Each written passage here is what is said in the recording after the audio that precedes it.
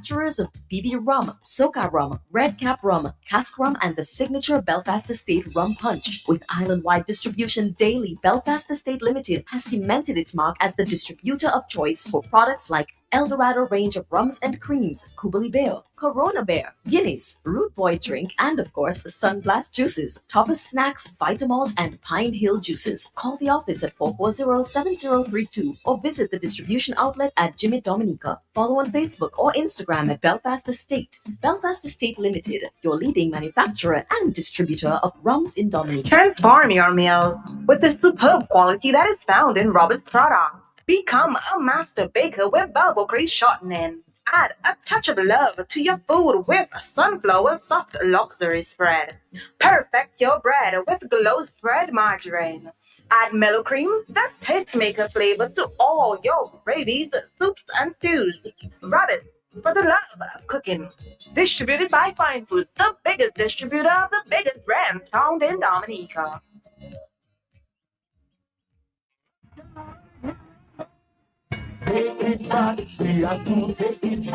Somebody book so DJ so the most talked about Calypso and the Reef returns on Sunday, May 24 p.m. till at the famous Net of Reef restaurant by Kennedy Flats for the ultimate web birthday bash.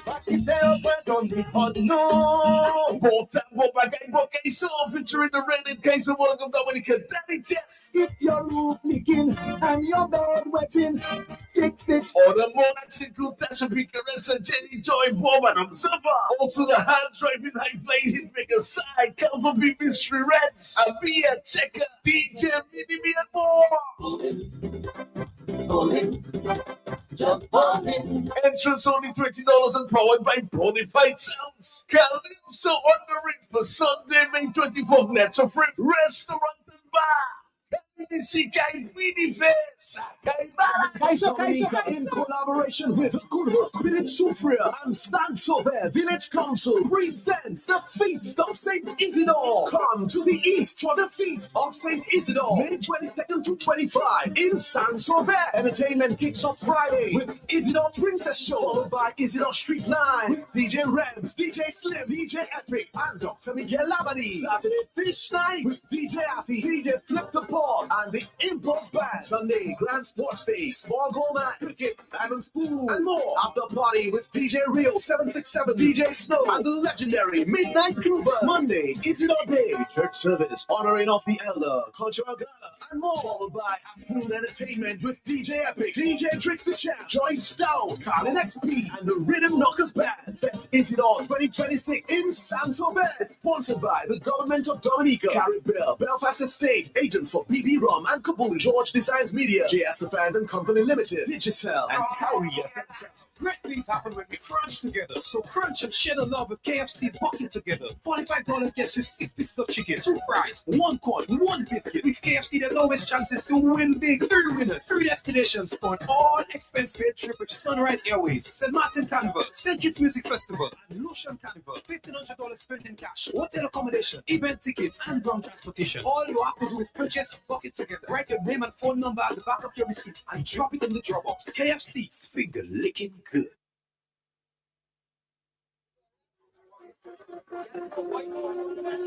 Dominica, good afternoon again. Welcome to the Talk on the Block. If it's on the block, we'll talk about it.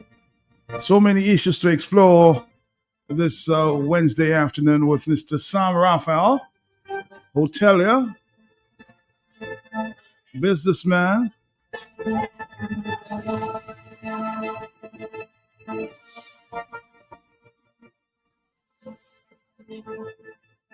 he's the board member, board director at DOMLEC, and he's held so many other hats, including the political hat.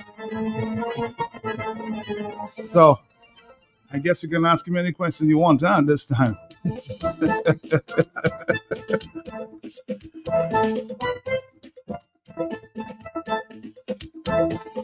Where does he stand at this time? I guess you'll have to ask him that.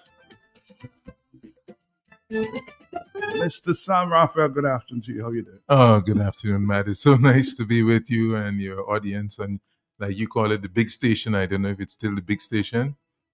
It has been It has for been, many years. yeah, Still but is. nice. So it's so Still. nice to be here to engage. We talked about this a couple months ago, and so I'm always happy to come and share whatever I can, mostly about tourism. But you always seem to have other questions. You ask where I stand when I'm sitting right now, so I'm not standing. You're not So standing. I'm not standing right now. I'm sitting. But it's nice to talk to the people of Dominica and to, share information. And it's always good to update people. Sometimes it's not always good news, but you try to be as candid as you can, and respectful. And so, And we will explore a lot of the issues this afternoon, Sam. But again, let's just go. I mean, you did say hoteling. You being a hotelier is your passion at this time. Of course, you're in charge of Jungle Bay, one of the top resorts on the island. The top resort or one of the top resorts? I'll let the others judge. But yeah, I'd say it It certainly is can- among the top. Among the top. Yes. In the top 5, top 10? I would say so.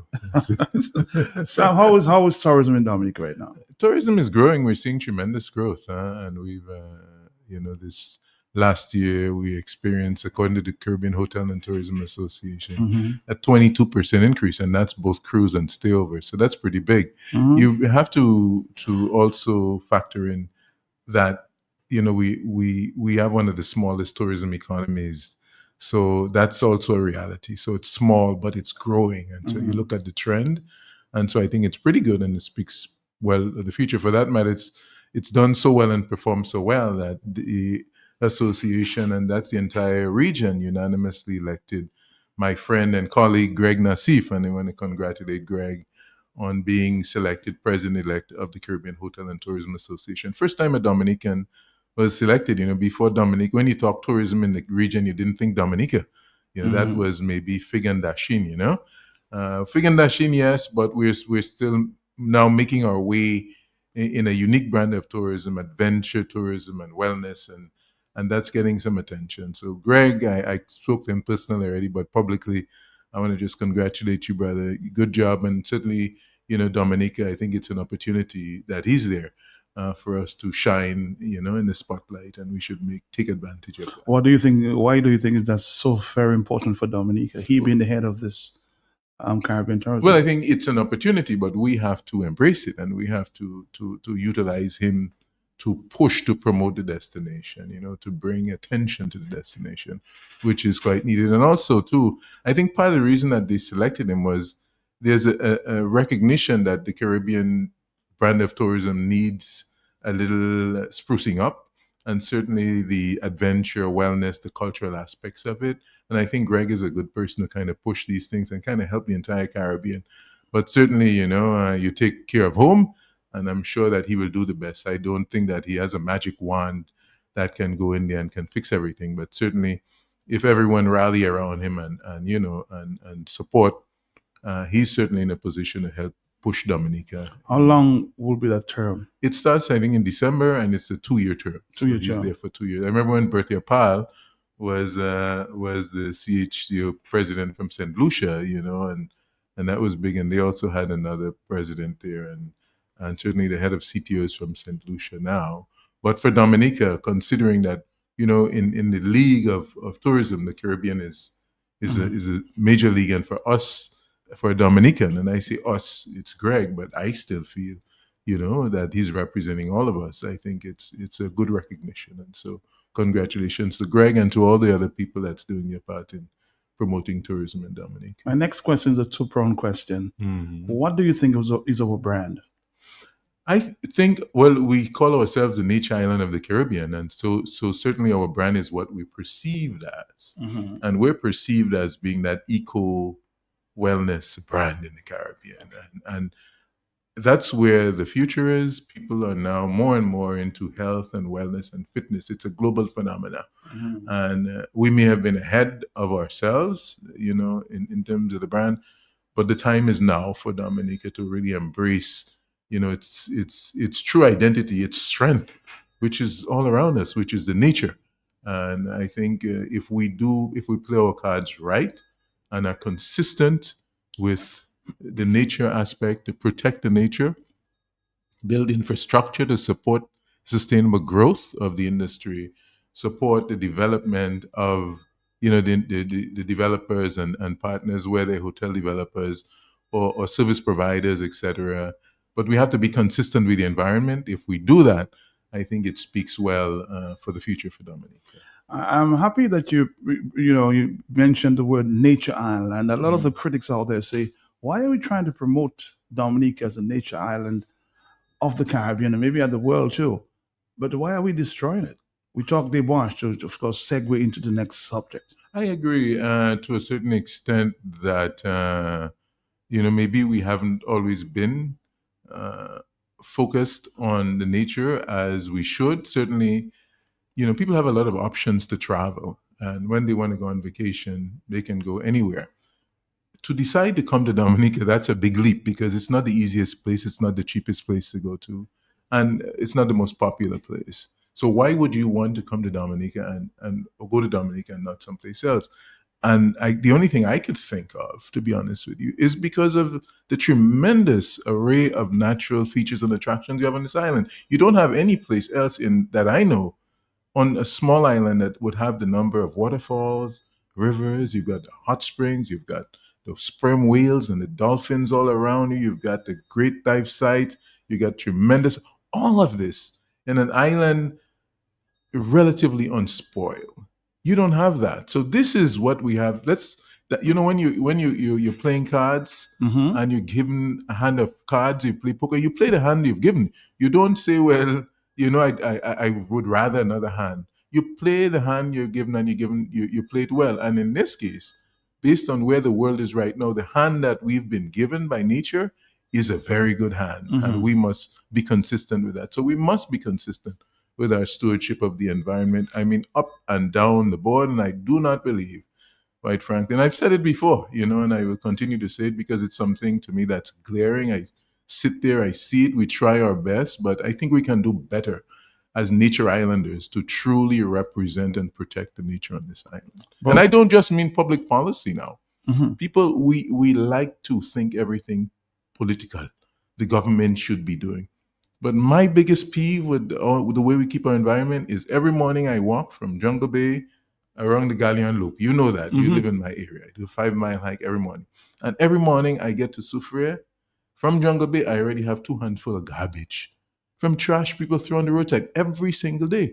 This morning, a young man said, Mr. Sam, they need to give you an award for picking up the garbage every day. That's what you have to do every single day. And I can't pick up the garbage in the entire constituency. But could you imagine the whole island? That's what we do as nature islanders. I think that's the first step. Everybody can make a difference. And because somebody isn't seeing you, that doesn't mean that it's okay for you to throw your empty container, your bottles and these things, and yet you want to complain about public policy. That's being inconsistent. The way we treat our rivers when we go, we enjoy our rivers on the holidays and on weekends. Turn around and look at, the beach or the river where you came from when you're leaving and see if it is exactly how you met it.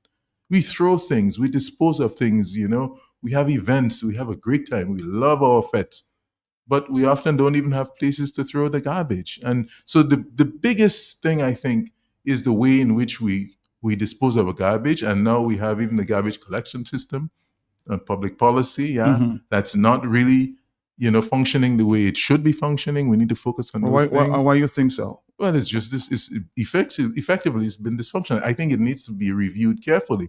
I know people involved in solid waste that's competent. Why is it that an island like this cannot have a system, that seamlessly could gather the trash? We need to know, what do we compose? What do we properly separate, dispose?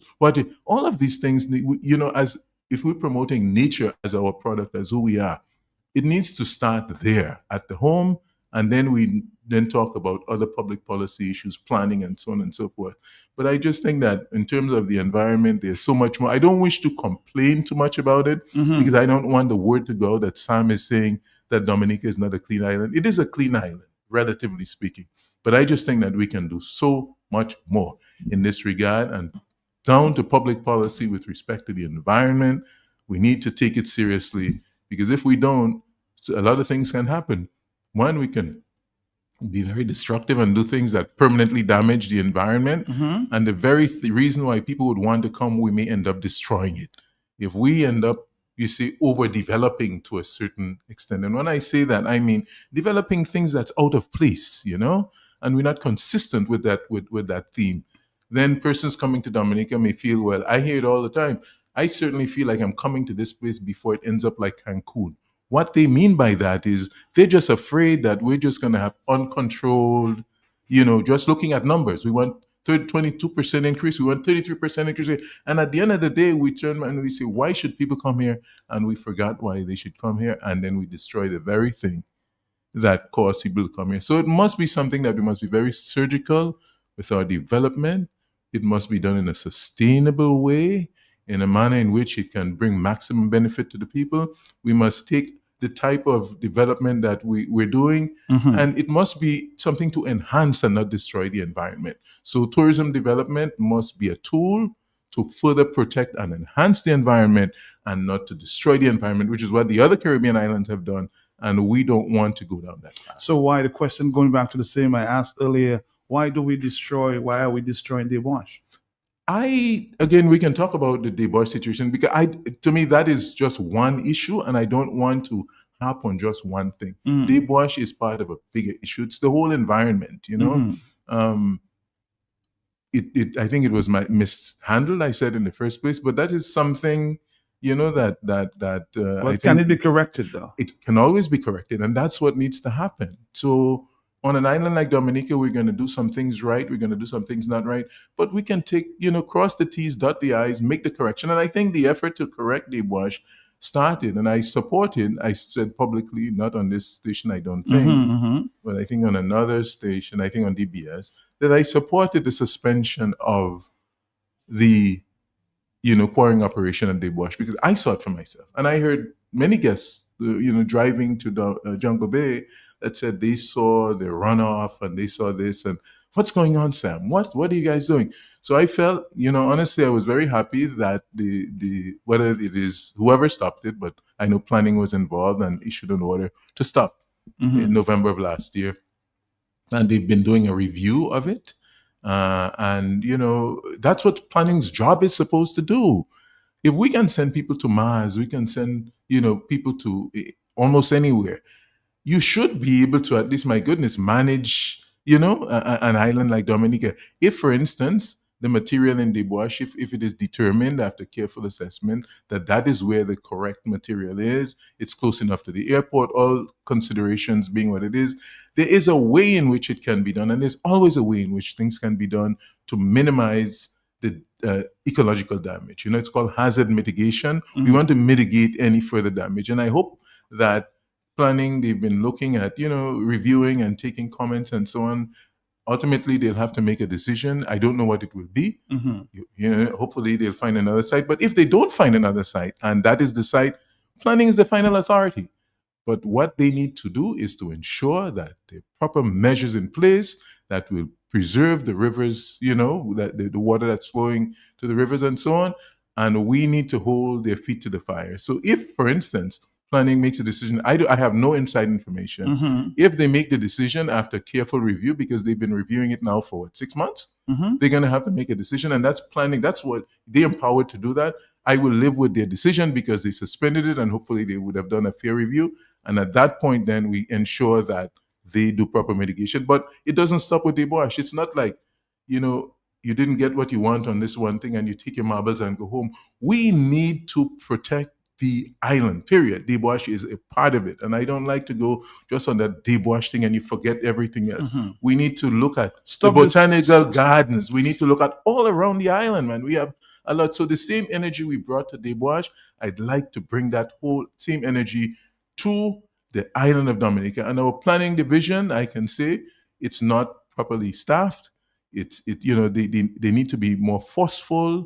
They need all around the island, because when you look at some of the places, Point Michelle, we saw where people died in Point Michelle after Hurricane Maria, during Hurricane Maria. People are building the same place that they were before.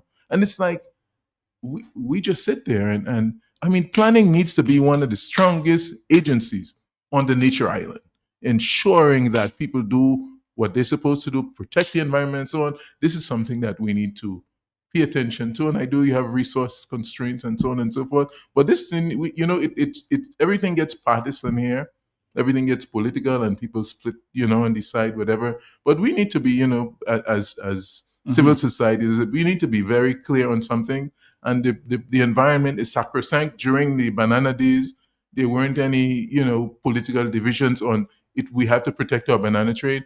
And at this time, we need to protect the environment because this is the only thing we have that will take us to where we need to get to on this island. Do you think we are strict enough with the environmental policy? I don't think. Well, we have policies in the book, but we're not strict enough for the enforcement of them because people are disposing and throwing things all over the place. When was someone last, dealt with? Because this is sort of a crime against the entire society.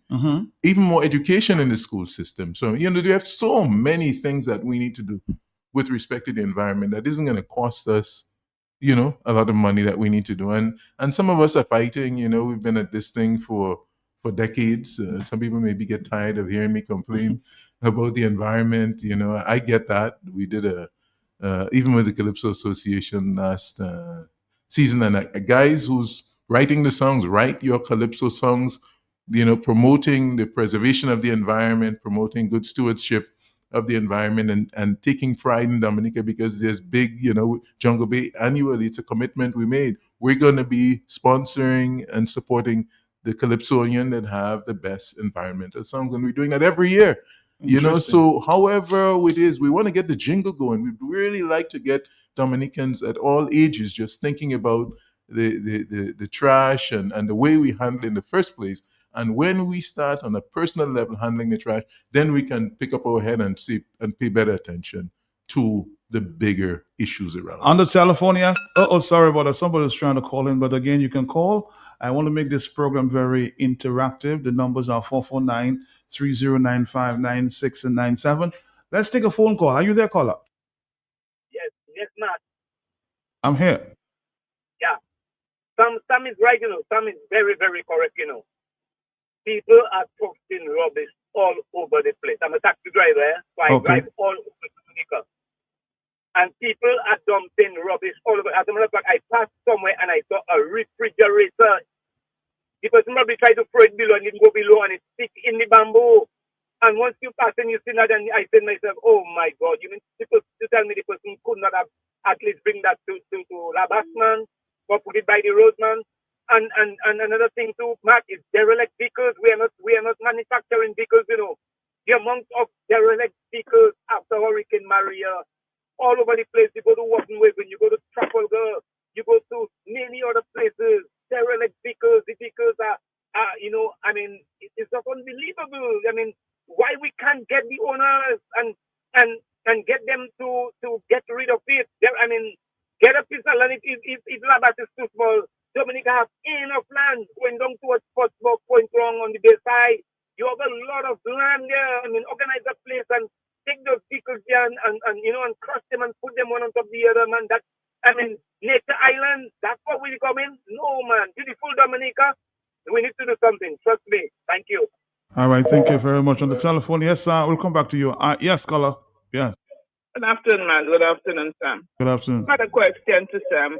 I hear he's so passionate about the environment and knowing that he's dealing with tourism. Why don't take a seat on the about the solid waste board, so you could help them and give them advice and so as how to deal with the environment and garbage. I think that would be very better. I would be better instead of DOMLEC because DOMLEC have profit. Think solid waste have profit. Check. Bye.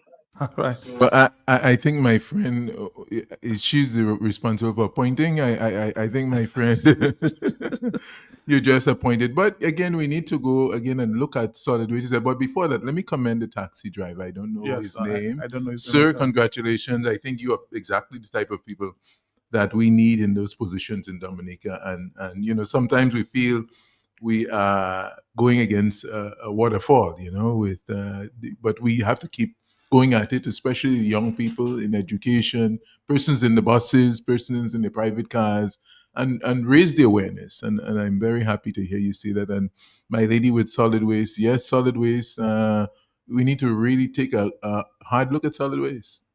If it's not functioning as it should, we really need to go back and take a hard look at it from top to bottom. Is it a funding issue? Because like I said before, I know the head of solid waste, and he's a we talk sometimes. He's from my area. They have a funding issue of consistent funding, But right? but Sam, as you said, that funding, we are aware that many years ago there was a policy put in place to fund the agency, meaning that there's an environmental levy that was directed directly to. And you're not in government, but maybe you know something about it. That is not the funds are not going to that. Exactly, Matt. So So we why? need to fix that. We need to fix that because, like the Wasco, they get their money and they have to do DOMLEC. We collect our money and we have to maintain and manage. Solid waste should have a designated fund.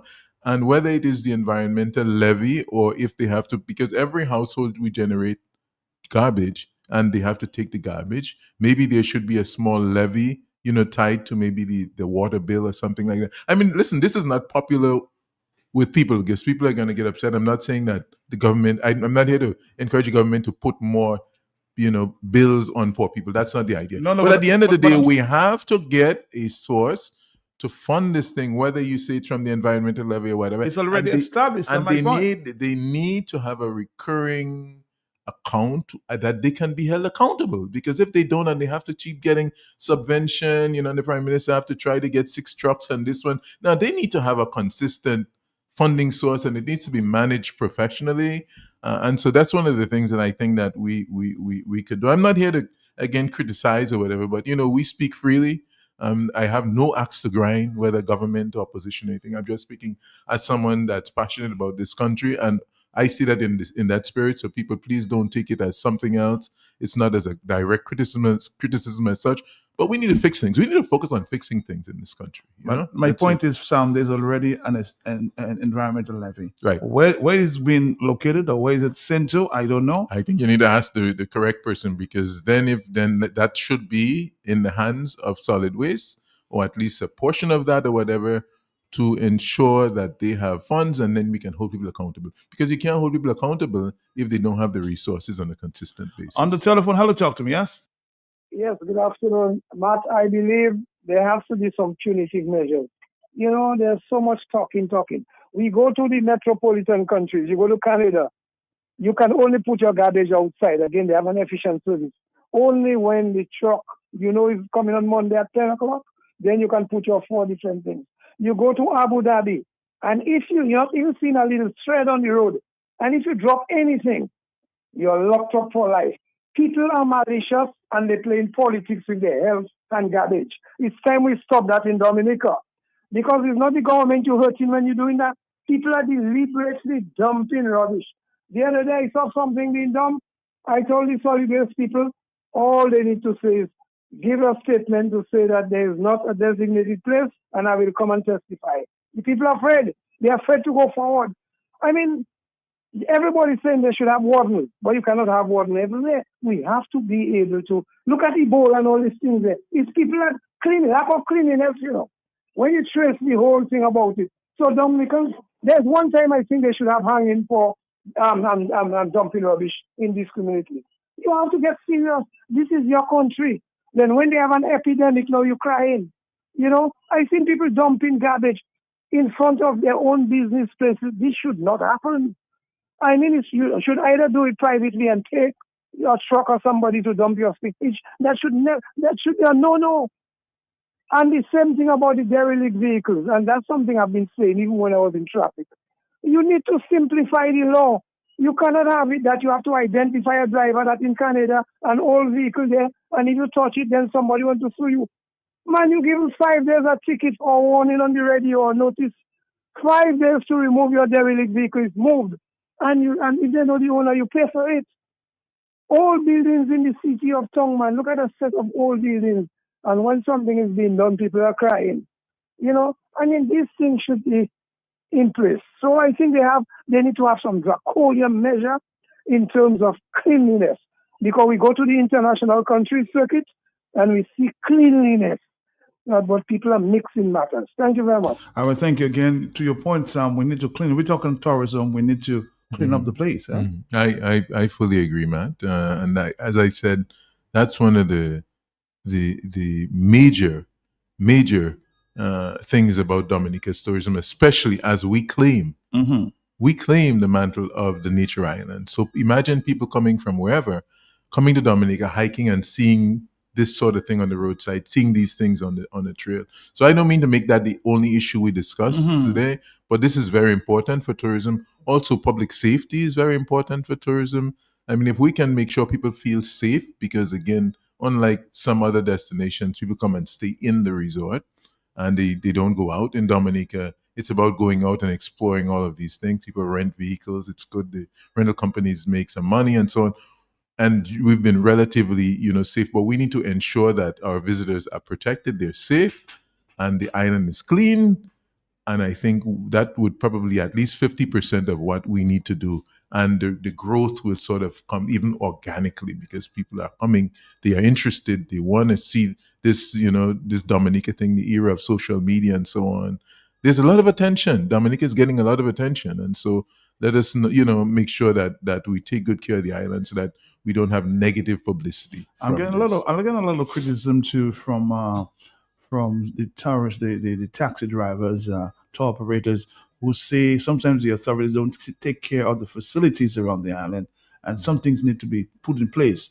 People need to take care of the facilities. That's where the tourists go, Sam.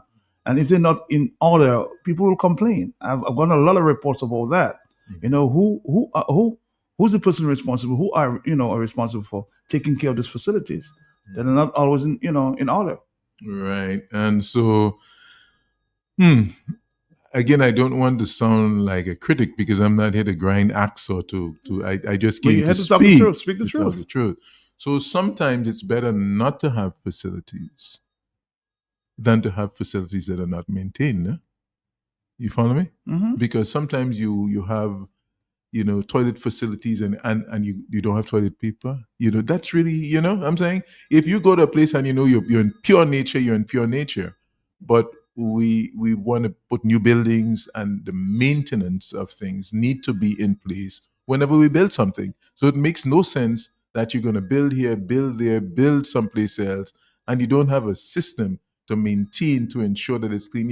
You're better off doing less and ensuring that it's done well than you try to do so many and build here, build there. So I take this person's point, the maintenance of it, and these things cost money, and we have to be honest about it and ensure that the government has a balance sheet, and they have they have a lot of obligations, and I run a business, I know that, and so there's but so much they can do, but within that we need to have good systems. Whatever we do, that we ensure that we do it well. Whatever little we do, we ensure we do it well. I also heard your complaints about the levies being charged to the tourists. Sometimes we need to review that as well, because a lot of tourists complain it may be too expensive. Well, I don't get that much complaint, to be honest with you. When you say levies, what do you mean? Like say for the cruise ship, you need to pay $20 or $50 for the day. We have to review that. That's what I'm hearing on the ground. I don't agree with that one. You don't? And that's fine. It's fine too. I don't agree with that one. I think whenever people pay, they expect commensurate value for that. So if they're not getting value for what they pay, I also operate in Bermuda, and a levy for a cruise visitor to Bermuda is over $100, and they don't complain because they know they get value for that. So but are they getting value for that in Dominica? I would think so. They get water. They get. I think that they get value for that. But I think there are ways in which you can enhance that experience. And for instance, the garbage situation is one of the areas that you think garbage collection, police protection, make sure those things, the sites they go to, make sure that they're organized and so on and so forth. But I honestly think we have some world-class sites in Dominica that our cruise visitors come to, and that's why they love to come, and that's why to come to Dominica, and that's why it's been growing. If it was, if people were getting ripped off, you wouldn't be seeing the growth there. So the value is there. The value can be enhanced. And then maybe we can even charge more. I think that if we give more value, we can even charge more. And that would go towards the proper maintenance of our facilities, as you mentioned. On the telephone, yes. Good morning. Good afternoon. Yes, yes. Your guest, Mr. Raphael. Yes. A man I think is a man at what? of exceptional vision. Okay. And if we're looking for somebody who can speak on tourism, I think he's an authority, a great son of the soil. We started with the whole question of the environment, and there are a number of things I often think that divide us as a nation. But when it comes to our brand as a nature island tourism, the environment is what we sell and what sells that brand. So when you're going to branding, you have to make sure that your brand can stand to scrutiny. And the whole question of the things that he has been talking about as concerned, these are the things we must do to ensure that we defend that brand when people scrutinize as nature island product. Somebody talk about punitive measures. I think before we do that, I would suggest that we go on a national education campaign. Just like there are other campaigns for all kinds of other things, let us go on a national education campaign, because that is the life and bread of many DOMLECers. And if we happen to lose it, we're going to be in a worse state than we may be in now. And so, what about starting at the schools? Plastics are all over the place. I remember when I worked in the banana industry, the plastic of the bananas, they would be, in the haste, the farmer would remove it from the bunch, put it on the ground. And then when we developed our homegrown certification system, all these plastics had to be bundled, and we went into an arrangement with solid waste that we would announce on what date, and the farmers would pile it up, package it, and the solid waste trucks would take those plastics and take to the landfill. Because we understood and appreciate the fact that the plastics are going to be a problem in the farm. But now we've seen, with the use of plastic bottles as containers for juice and coconut water and soap, there is need for a massive education drive for us to understand that plastics have to be disposed of properly. And then we would have to ensure that there are wardens who will monitor the disposal. I think the solid waste have tried one or two pilot projects with separation of garbage, and so they need to probably just intensify the education and see how more we can do it. They probably need much more resources to get it done. But certainly the question of the plastics, it goes back to the sea. Every time you have people doing clean up on the beaches, you see the same set of waste and plastic bottles, this, that. We have to get to a state of mind where if you have your vehicle and you're driving and you have a drink that is in a plastic bottle, you leave it in your vehicle. Don't throw it out of the window. And when we get that sense of responsibility, we will know that these are no-nos and we cannot do it. Like the man said, we go to the States. In the States, every type of your garbage have a different color code, and if you put the wrong thing in it, the warden pass, and you get your ticket, you get your charge. And it means we may have to get to that if we do not self-discipline ourselves. But Mr. Raphael, continue to do what you're doing for the industry and for the DOMLEC, and God bless you. God bless you too. Thank you very much. Now, Mr. Raphael, somebody says, Roseau is not tourist inviting. Yes, our numbers are going up, but Roseau is not inviting, tourist inviting. The place is filthy, unkept, broken, and I saw so many dilapidated structures in Roseau alone. What are your suggestions to the DDA MOT going forward as someone in the tourism industry? This person is saying basically that Roseau is filthy. What are your suggestions there to fix the problem in Roseau? Yeah, well, I hate to sit and just keep pointing to DDA and to who, to whatever, and think of what can we do, as a population. It should be we. Okay. We recognize, again, it's not the worst, but there's certainly room for improvement. And what can we do? There's, I think, the city council in Roseau, we need to work with them. I think they were newly elected.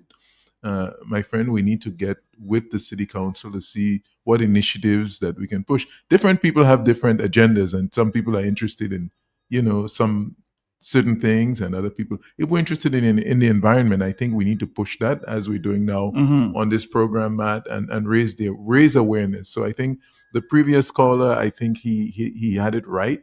It's an issue of awareness. It needs to be raised consistently. It needs to be raised starting with the children in school, because oftentimes they are the ones. If a child have to correct you as an adult about throwing garbage around, you feel a strong sense of embarrassment. And so we need to first educate the children that we work with that generation and the general population and see. But I don't think Roseau is a part of Dominica, and what you see in Roseau is symptomatic with the rest of the island. So it's not Roseau only. I don't think it's Roseau alone. People in Roseau, certainly, it's a metropolitan area, so you certainly see it. It may be highlighted, but we need a national initiative on the environment, and that we cannot just rely on government to do. Persons like myself, we've got to, and like I said, that's why from the Calypso Association, things. I every day on my walk. By the way, you may not be aware because you don't pass Point Michel, but we started constructing the preschool. I've seen it. You've seen that, and that Jungle Bay has agreed to build for the Soufriere, Scott's Head, the Gallion area, right next to the Daniel Langlois built primary school. Yeah. And I'd like to let the people know that that's going well. We raised the funds for that, and its construction we're getting ready to do the ring beam and to start pour the concrete roof late next week, and hopefully in 2 months we will be able to hand over the keys to the Ministry of Education. We're happy to work with them as good partners on this project, and the teachers of the preschool now that have to meet in the church. I met them yesterday, and they're so excited, and they're trying to get playground things for the school. It's really an exciting time. But right next to the preschool, there's the primary school. And when I looked at the garden, man, beautiful, nice cabbage, tomatoes. They have all kinds of herbs. And, now when, often them the guests pass through, they have to show them the preschool gardens. And I think things like that, initiatives like that, getting the kids involved, I'm sure the principal and the teachers could find other things to do, or they don't have to put all that effort towards something like that, working with the young people on getting their hands in the soil and growing things. I think that's a way to teach young people how to love nature, and so that was good. And hopefully I don't get to go to primary schools all over the island, but I'm sure some others are doing the same thing. But I certainly, recommend. How can we encourage, positive things, not just always criticizing about stuff, but how can we encourage those that take the initiative and do positive things like that for the island? So somebody's saying, Matt, build a plant to generate energy from waste materials. Costly, but worth it, even for a few hours daily. Generating a plant with waste material. That's an option as well. 449-3095, 449-3096, 449-3097. Somebody says, Matt, your last caller is right and making a very significant point. Education, particularly at the schools. Also, Matt, the fund that ought to be realized by solid waste is seriously diverted to Mr. Skerritt to other areas that Skerritt should allow to play in. Again, that's your opinion there, 449. But people have always commenting on this environmental fund not going to the place where it should have been going to. Hello, talk to me on the telephone, yes? Yes, Peltier. Sir. Yeah, I just want to touch on Roseau as a taxi driver. Okay. When we have torrential rain, you have 2 Dawasco outlets, one by Fresh Market and one by the tourist information. That's coming from underneath the ground. That actually blowing off the cover. Okay. And excrete is flowing the toilet papers, and then you can see the excrete flowing all especially by the tourist information where the canopy is. And one cruise ship was there one morning. My brother, it was just unbelievable, very embarrassing. The smell, and people have to be walking. We have to be telling people, don't walk there, go across this and come. So and Matt, it's not the first time that have been happening for not months, no, Matt, years that have been happening, and I cannot understand how that cannot be corrected. Man, if you have to cut the road before you have paved the bayfront, you knew they had that problem. Fix it first and then seal the bayfront. They seal the bayfront. The bayfront is so beautiful, referring to the road surface. And that thing is still happening. It's unbelievable. And then talking about the drain in Roseau. When you leave the cruise ship berth, walking up King Joseph Street, You have vendors on either side of the road. You have 1, 2, 3 Soufriere, Scott said, Point Michel, Loubier bus stop before you reach ACS.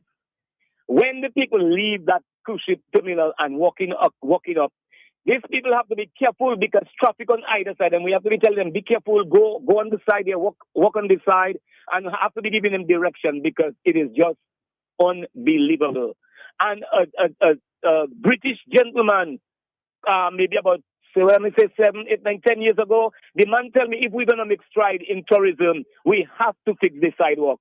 When people come out from the cruise ship, Matt, they cannot even push their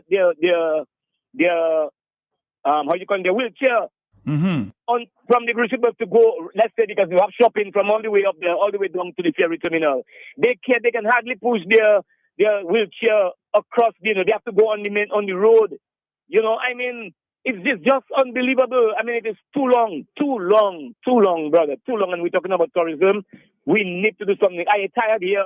Even when Mr. Sabre was in government, Mr. Sabre was talking about fixing up roads, the sidewalk, and everything else.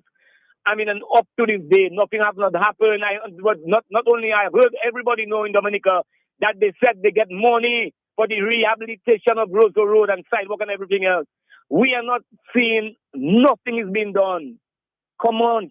It's more than time. Where are we going, Matt? Good question. I've heard that many times too. Roseau is a city that will be the envy of the rest of the Caribbean. What is happening?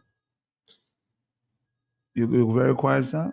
Oh no, I was letting you and the gentleman and the caller speak.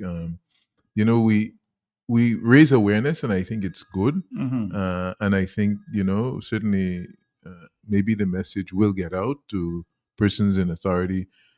But I always like to look on personal responsibility to start, and we cannot forget that we must do as citizens the basics first. Okay. And it's easy to talk about what they are not doing, whoever is supposed to do whatever we think they should do or we want them to do. But let's keep that mirror focused on ourselves and see as citizens, what can we do to help improve the situation? It's never hopeless for us.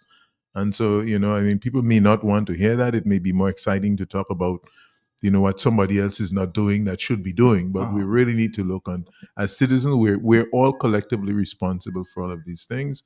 And let us do whatever we can, wherever we are, to help to fix these things. And certainly one of the areas that we can do a better job at is in our disposal of the trash. And I don't want to get away from that too much, because it's easy to start looking just at other public policy things. But citizens, we must dispose of our garbage, like the taxi operator said, not me. Put your things, save it, take a bag with you, put it in your bag, ensure people in your vehicle do not throw out the garbage, because that is destroying our island or the economic future of our island. Let's take a voice note to him.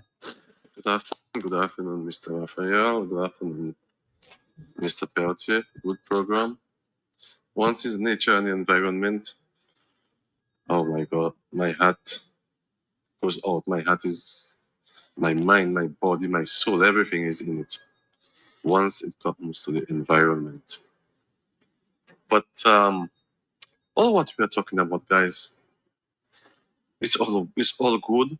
It's meant for the well-being of everyone and for the good of the country. But Matt, a lot of the things we're speaking about, there is a cost behind it. And someone might want to challenge me on it. I'm speaking to about Dominica. I believe the reason why things are not the way they are or they should be, or as close to or they should be, it's money, bro. It's financing. Do you if Dominica could afford 4 brand new garbage trucks, don't you think the government have purchased 4 brand new garbage trucks instead of garbage trucks 4 months down the road? None of them are serviceable. So it's about money. It's about finances in the economy. No, I will keep on asking, what do we produce? What do we export? How do we create money in Dominica to have sufficient enough to support all these, endeavors, the country's endeavors and things within the country. That's just that is just one aspect. Taking care of nature and garbage disposal. That's just one aspect. So at the end of the day, it's can the country afford it? The finances. That is a big question, And if not, how? So that is the challenge to, I'm not being political, any government, whether the one that's there or one to come in 10, 15, 20 years, forever. That will always be a challenge to any government.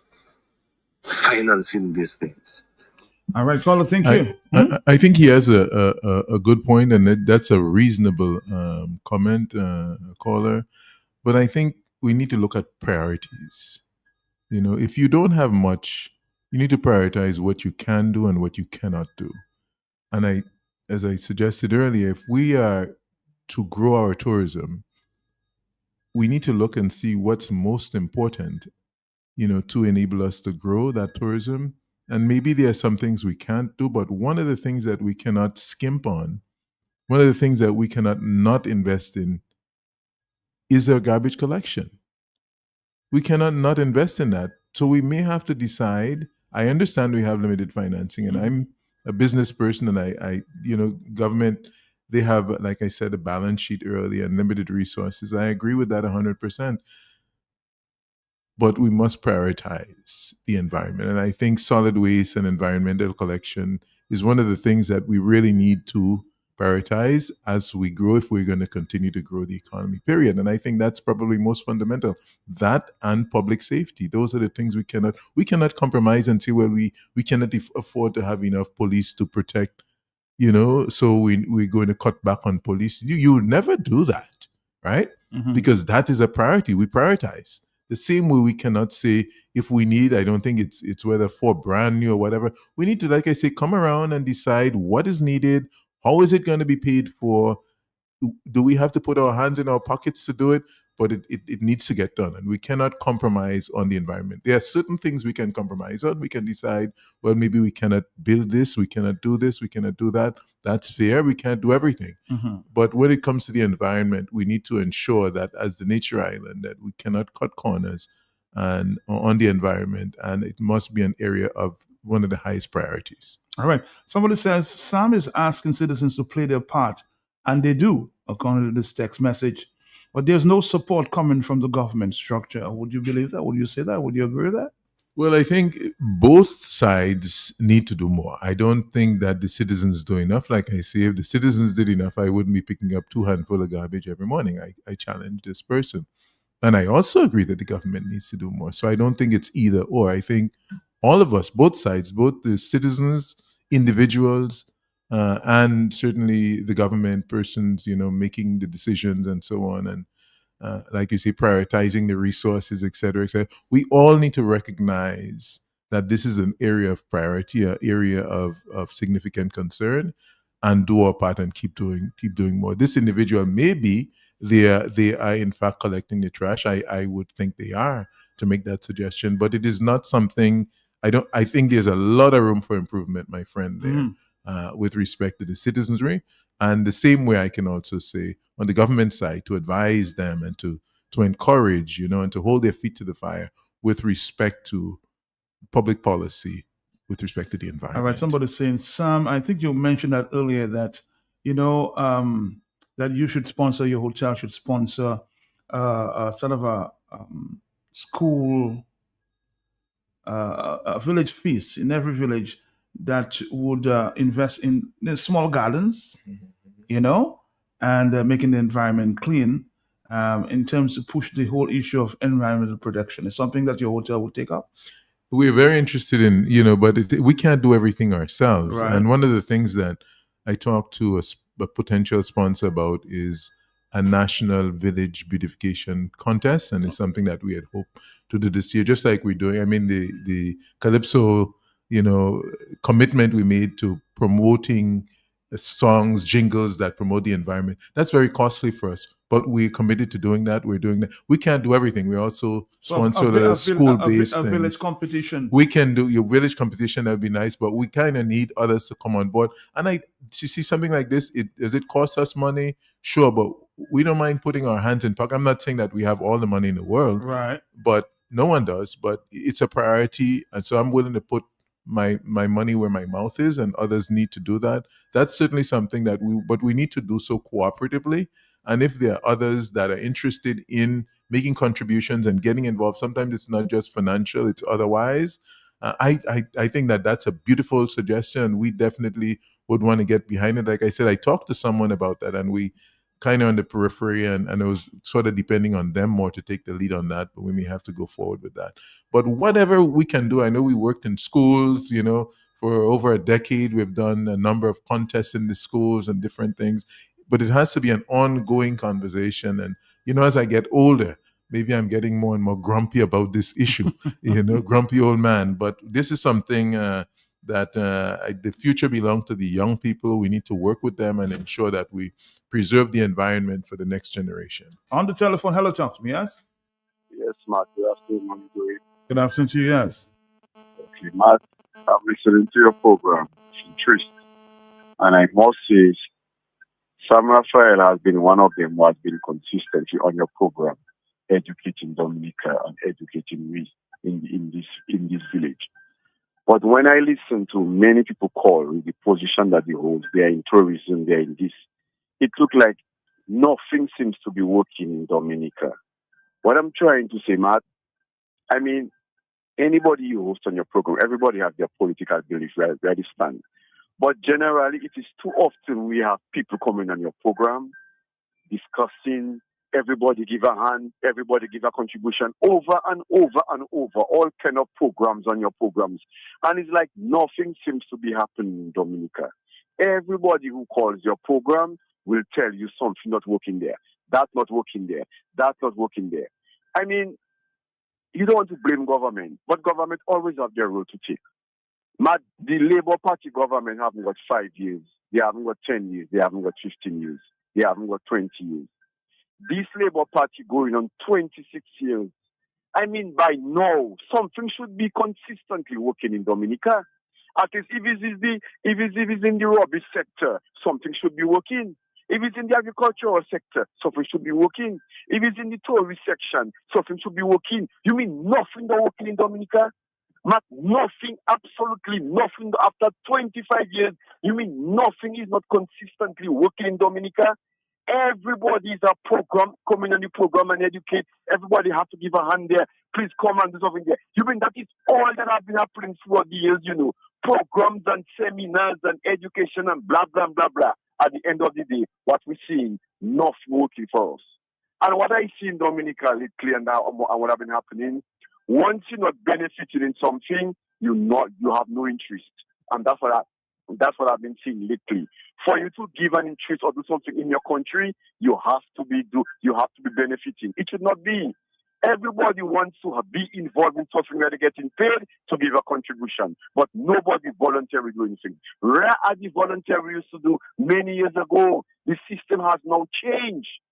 We tired of education. We tired of program. Every time is a same seminar and program and nothing happening. Let's be real, man. Sometimes we come on the program and we polish and we say, but we have to be real. I will tell you, man. That's why I don't like to pretend. We have to be real, and it's too often. We must stop those things and let us get our act together to develop our country. Thank you, Matt. Thank you. I think his point is that we talk too much and nothing is happening on the ground. But to add to the caller there, somebody says, Matt, Sam is avoiding the main issue that the government is in office for 25 years and keep promising to improve the city. Why is Sam avoiding the fact? It is so clear he basically avoiding the question. If a government can fix something, where is it the citizens where is the citizens getting the funds from to repair sewage, water, human waste from messing up the city? This is a question, a statement made there by some text message. Yes. The last caller's point on the sewage problem in Roseau, that's a pretty serious thing. I was not aware of that. Okay. I don't live in Roseau. I am a countryman, a bushman. So the Wasco should fix this. Yes, absolutely. And that, but that's a serious matter, huh? And that's something that the authorities need to address like post haste, because you don't want that type of thing to go. That's totally unacceptable. The previous caller, nothing is happening. I cannot agree with you, my friend. The first statement that the first thing we talked about was the 22% growth in tourism, and Dominica being the top performer in terms of percentage increase. That's not nothing is happening. Maybe you missed that. Yeah, but that's not nothing is happening. I think we can do better, and that's the message that I'd like to convey, is that yes, we can do better. Things are happening, but there's room for improvements and there's room for fine tuning. I think in reality we have to look at, okay, has nothing happened? Has the government built over 1,000 homes? Sure, they've built over 1,000 homes since the Hurricane Maria, since Eric and Maria. Yes. Are there things they can do to improve those and to put proper maintenance and things? So it's some things maybe they get it 90% right, and there's a 10% threshold that's needed. Yes, but you can't say nothing is happening. Things are happening, but maybe a little more can happen to really get it to where we have optimized things, and that's the way I'd like to focus on it. And people have their opinions on the politics. Like I say, I'm not here for politics. I'm not here to grind axe with anyone. But man, I think based on statutorily, people talk about election and politics. We're almost 2 years away from the next election in terms of when it's due. There's a lot of work to be done now, and my focus, I'd like it to be on the work to be done. Do you think Dominic is ready for a next election?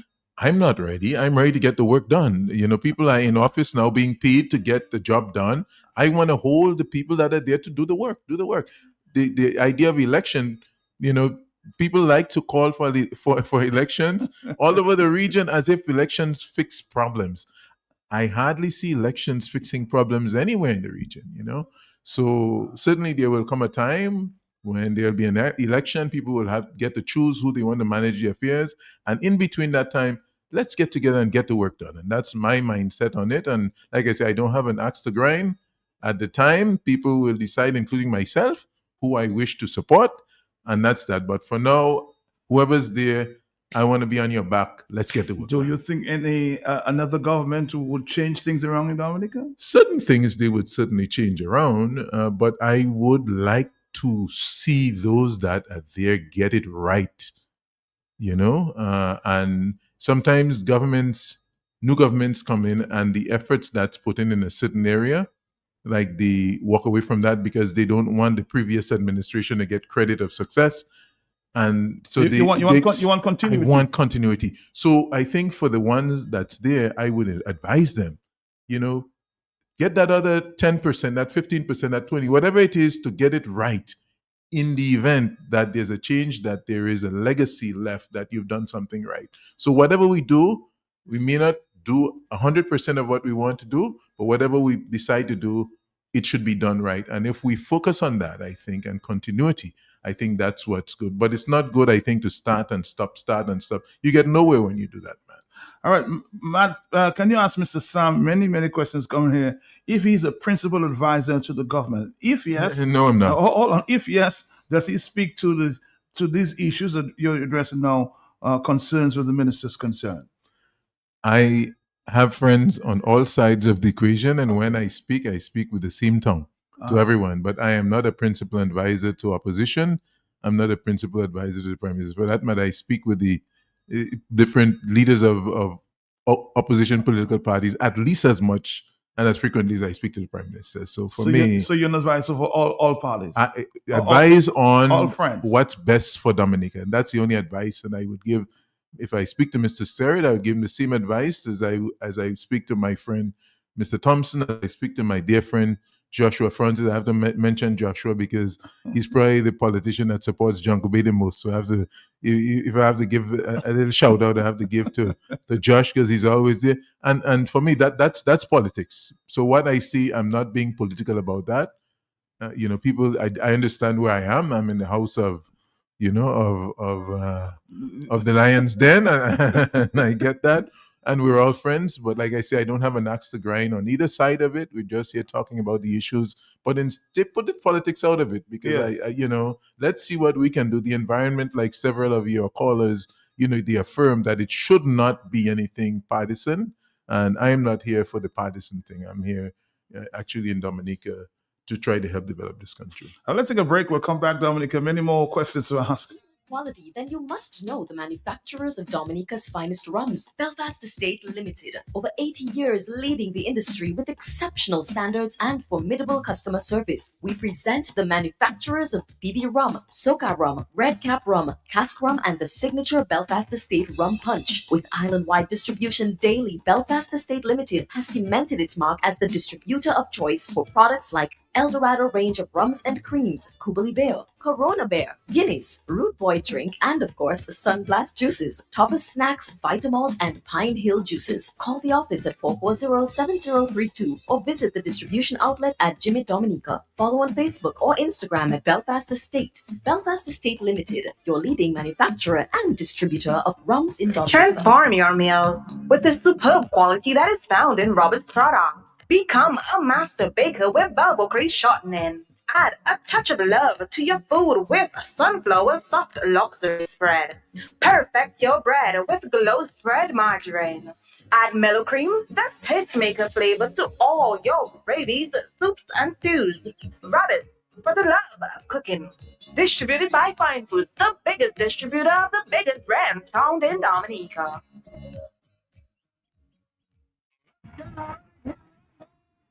Take it back, we have to take it back. Somebody book queso and the queso. The most deductible calypso and the reef returns on Sunday, May 24, 8 p.m. till at the famous Net of Reef restaurant at back Kennedy Flats for the ultimate web birthday bash. Paquiteo went on the hot no. More bagay book queso featuring the Reddit queso welcome Dominica Daddy Chess. If your roof leaking and your bed wetting, fix it. Order more like Tasha Picaressa, Jenny Joy, Bob, and Observer. Also the hand driving high flying hitmaker side, Calvin B Mystery Reds, Abia Checker, DJ Mini Me and more. Entrance only $20 and powered by Bonified Sounds. Calypso on the ring for Sunday, May 24th. Nets of Rip Restaurant and Bar. Dominica in collaboration with Kurho, Village Sufria, and Stansover Village Council presents the Feast of St. Isidore. Come to the east for the Feast of St. Isidore, May 22nd to 25 in Stansover. Entertainment kicks off Friday with Isidore Princess Show, followed by Isidore Street Line with DJ Rebs, DJ Slim, DJ Epic, and Dr. Miguel Labadie. Saturday Fish Night with DJ Atty, DJ Flip the Pause, and the Impulse Band. Sunday, Grand Sports Day, Small Goal Man, Cricket, Diamond Spoon, and more. After party with DJ Real 767, DJ Snow, and the legendary Midnight Groovers. Monday, Isidore Day, church service, honoring of the elder, cultural gala, and more. Followed by afternoon entertainment with DJ Epic, DJ Tricks the Champ, Joyce Stout, Carlin XP, and the Rhythm Knockers Band. That's Isidore 2026 in Santo Bay. Sponsored by the Government of Dominica, Caribbean, Belfast Estate, agents for BB Rum and Kabuli, George Designs Media, JS The Fans and Company Limited, Digicel, and Carrier. Great things happen when we crunch together. So crunch and share the love with KFC's bucket together. $45 gets you 6 pieces of chicken, 2 fries, 1 corn, 1 biscuit. With KFC, there's always chances to win big. 3 winners, 3 destinations for an all-expense-paid trip with Sunrise Airways, St. Martin Carnival, St. Kitts Music Festival, and Lucian Carnival. $1,500 spent in cash, hotel accommodation, event tickets, and ground transportation. All you have to do is purchase a bucket together. Write your name and phone number at the back of your receipt and drop it in the drop box. KFC's finger licking good.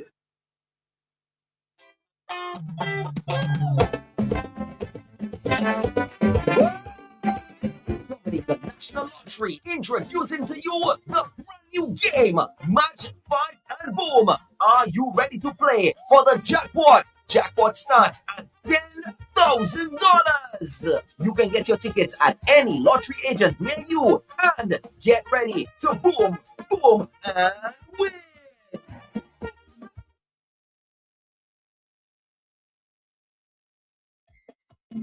Ring, ding, ding, ding, ding, ding.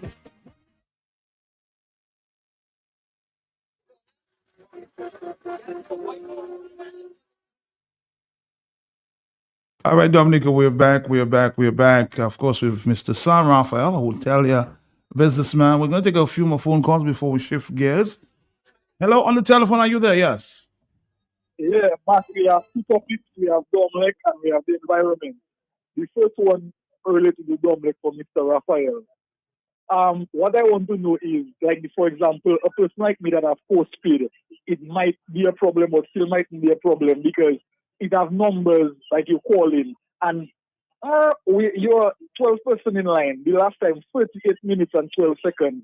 I still have the record on my phone to show that, yeah. And the reason the phone cut off is because I got another call and I ended the call. That is part one with the fault report line we have to look into. Second of all, now, if, for example, you owe in 1 cent of pay as you go and DOMLEC taking lights randomly, when it's 1 o'clock now, they won't say, well, let them just add, they'll leave you the current and maybe tomorrow you will top it up, they will take their lights. Like before time now, if you put your little $10 lights on Friday, you know, Monday and Tuesday maybe carnival, so till Ash Wednesday, they doesn't take on weekend, they doesn't take on holidays. Now they start to take on the Saturday and not the Sunday, then the Sunday they on every day. Now we go into the environment. Now, derelict vehicles now, that is my problem with that Nuances virus and the rodents. Matt, you know where I live, and where I live especially have two derelict vehicles since before Hurricane Maria. It will have to be today or before the end of the week. Take a drive to come and meet our friend by Lucy Smith and let your eyes boil your peas in the entrance by us.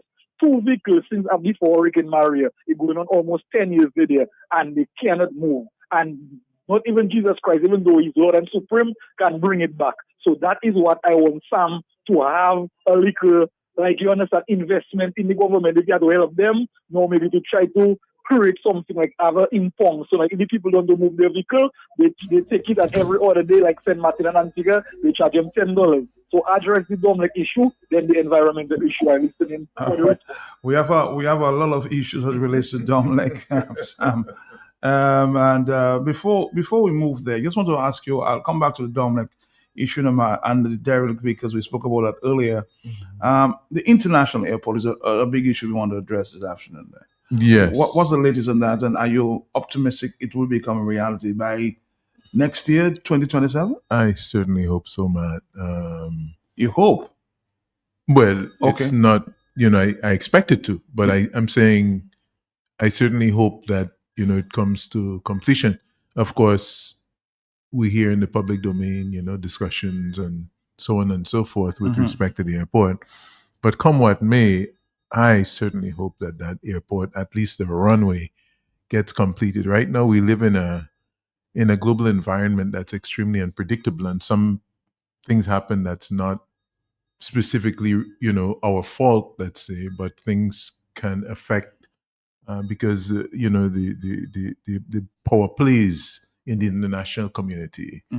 Those are realities. I don't want to go into too much detail about that. Those that are listening can probably understand where I'm coming from.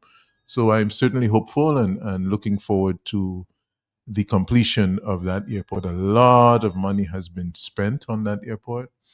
It's been forthcoming for a long time. In terms of Wesley, we've had to cut down and make a lot of earthwork, and it would just be a crying shame if that didn't come to fruition. So that's, some people may think that I'm very strong on the environment, but would accept certain decisions with respect to the material, for instance, going to the airport, because I just think at the end of the day, we cannot afford to not have that airport completed. That is a project that, come what may, so that's my focus when you talk about election and so on. My focus is on the airport, not on election. So I'd really like to see that thing, and I fly over it, you see the progress and so on and so forth. They need the material to pave the runway. It has to come from somewhere. So I probably have a more nuanced position on the debois than most people that feel as strongly as I do, because I'm really strong with respect to the environment. But we have to find an alternative, or whatever it is, or if it is debois, like I say, mitigate it to make sure that we minimize the damage. But somehow that airport needs to be completed, and the focus is there. And I speak as someone in tourism. I know how critical that is to tourism and also just the development of the island. And so much has been expended from a financial standpoint and even on an environmental standpoint to get it that far. So I just like to say unequivocally that I would like to see that airport completed, and that's a pretty big deal for me. We have heard, speaking to Dave Wash, that the developers can find the material elsewhere, and that is something that we may have to consider as well. Well, again, like I said, I wish that were the case, but again, I'm a developer, and I know sometimes when you're doing a project, people can sit on the outside and have a lot of opinions, but it's not based on the tough decisions that you have to make. The proximity to the airport, sometimes you have to haul from far away, and that may create even more environmental damage. That may be a huge cost. And I'm just speaking speculation. I don't like to speculate. But on this, I'm just saying there are a lot of factors that have to go into the equation. So I don't know what those factors are. I'm not a developer. I'm not sitting on the financial table. So I would say the negotiations need to be made, the considerations need to be made. But at the end of the day, we need to ensure, Dominicans need to ensure that that airport is completed, before we can say, okay, at least we've got something solid there, because a lot of money is being invested. But you're saying consider all sides, all arguments before you take that step. Yes. All right, Sam, can you, somebody's asking the question, so many questions coming to me at this time. Sam, can you tell me if you are a shareholder of DOMLEC, a geothermal company, and does this company own the geothermal power plant and thus the rights to whatever profits and losses may be derived from its operations? No, I'm not a shareholder. I was appointed to the DOMLEC board when the government decided to purchase DOMLEC back from Emera 4 years ago. Okay. And at that time, the power company DOMLEC was in some serious trouble. You remember we came from the post hurricane, and especially the transmission lines and so on. The diesel generating facilities and plants and so on outdated, and the company needed serious investment, and Emera was not prepared to make that.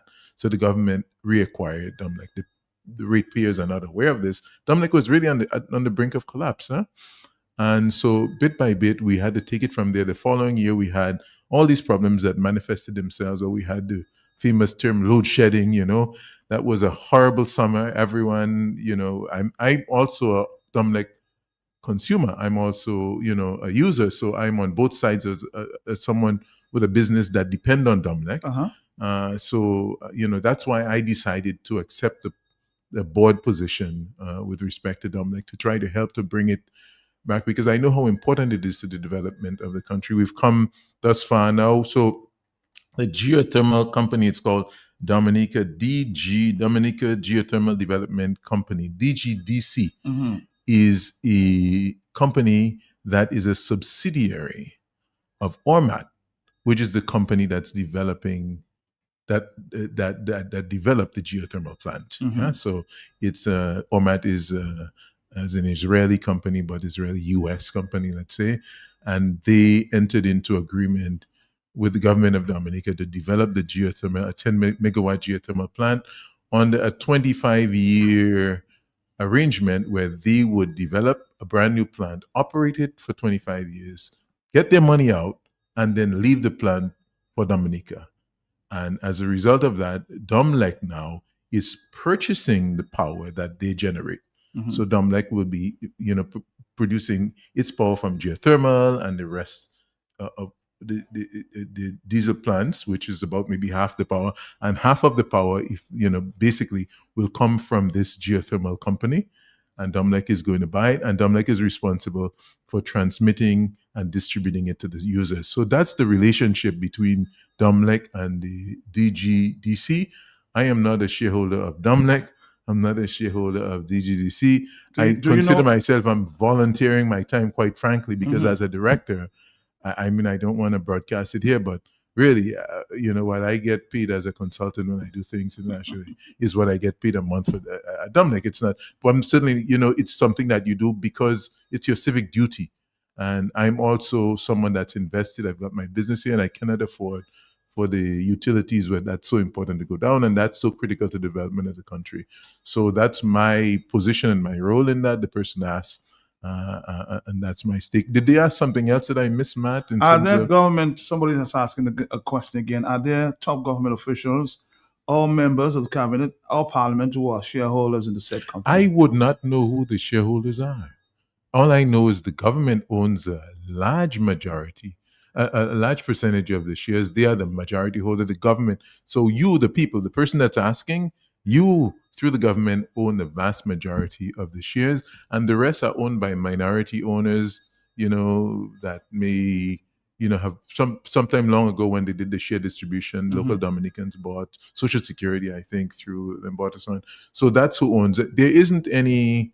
I can assure you as a board member, in terms of the ownership and so on, you can rest well that there isn't any interference on the part of DOMLEC by political sides. And if there was, I would walk off the board. Quite frankly, I would not serve. And that's the one thing I always say. I wouldn't say what I say privately to the Prime Minister publicly. But when he asked me to serve on the board, that's the one thing I told him. I do not wish, if it's going to be, DOMLEC is a company, if there's going to be any political interference, I don't want to be part of it. In principle, I'm a business person. Let's get this business sorted. I don't have any, like you say, axe to grind. I recognize the government's position, the government's role, but I'm here to serve the company and the country as such. And it is run in terms of the board by people with very high integrity. Our chairwoman is the former Attorney General and former Minister of Foreign Affairs, Francine Baron. She's a no-nonsense person, and I am proud to serve with those people. And also in terms of the DOMLEC, we've had some issues. Right now, we're on the point where we're ready to take off, but because we've been down so long, people don't believe that. They don't accept that. And we're still trying to work some things out. Right now, the geothermal company just came online and they have some fine tuning to do. They have, to get the system going. And so there's been some instability in supplying the energy to DOMLEC. And DOMLEC itself have some issues with transmission and distribution that we're working on. We're working on redundancy in transmission. So that we're working out. So we're in a season now where we have a bit of flux. I don't like it. We don't like it. I don't like it as a consumer. And I don't like it because I don't like to provide substandard service to my customers. And I consider DOMLEC customers my customers because I'm a board director. But that is being worked on. And I think in part on the part of ORMAT, they've been at this thing for many, many years. They're going to get that right real soon. The transmission part side of the power and the distribution, we're going to get that worked out. And I think we're going to end up having more stable electricity because of this new plant, within, I don't know when to put a date on it to be held to it, but let's see, within 6 months going forward, we're going to have a certain level of steady power. You still operate where you have above ground lines, so you're still going to be vulnerable to certain things. You've got trees growing on the poles and so on and so forth. Sure, are there going to be some level of interruptions? Certainly from time to time, but this consistent thing that we've been going through, we're working through this so that this will become something of the past. Any timelines? Like I said, I cannot give a hard timeline because if I do and something happens, but I would say reasonably looking towards the end of the year, I think we should be well, positioned. Hopefully it should come way before that. Well, tell me though, I heard at the last news conference, the Prime Minister did say that he finds DOMLEC and as you said, you're director on the board. There's a lack of information. People are looking for more information from DOMLEC. Why is that happening? We got that message, and which is why I had the press conference, but not because the Prime Minister made the comments. We were going out to talk about the transition to geothermal a few weeks before the Prime Minister made that comment. But then we had a major blackout and we were trying to figure out what had happened and so on and so forth. And eventually, we didn't get out fast enough. And I'm not about to make any excuses. I think the Prime Minister was correct in that DOMLEC, as I said, if it's not a political company, he shouldn't have to answer to that. That's us as directors. And I take responsibility on behalf of, my colleagues that we heard that, we got the message, not from the prime minister, but from the public also. And we're seeking to be more proactive in terms of providing information to the people and judge us on the future. We should have done a better job in communicating, not just good news, but keeping the people informed. We're going through a transition, at least during this time when there's instability. We need to face the music. And sometimes in our culture we only like to go out when we have good news and we expect good responses, but sometimes the response isn't going to be good. But that's fine, we have to face it, but keep people informed, and that's what we are trying to do. And whenever I'm in the public and DOMLEC comes up, I'm going to speak on behalf of the company. It's not every detail that I'm going to be going out there, because listen, the caller that called and mentioned some issues with the company, I don't work for DOMLEC. I'm a board. If you understand the role of a board, I'm a director of a board that provides guidance to the company, and they have the operational issues. So I can't get into those things, my friend. If you have a complaint, they have a complaint line, or you can contact anyone from the general manager down to whoever it is in the company, and they have to respond. If they don't respond and you communicate with the board, as a board member, I will raise a question to them on the board level, or the board members will raise the because somebody suggested that for the entire year this manager has been appointed, is not actually been in touch with the public too much. So and he heard that. I was there when that issue was when that point was raised, and he apologized for that. And I apologize for the fact that even though I don't work directly at DOMLEC, I understand as a citizen. Listen, when you turn on your switch, you expect to get power. You're concerned about your appliances. You're concerned about all those things.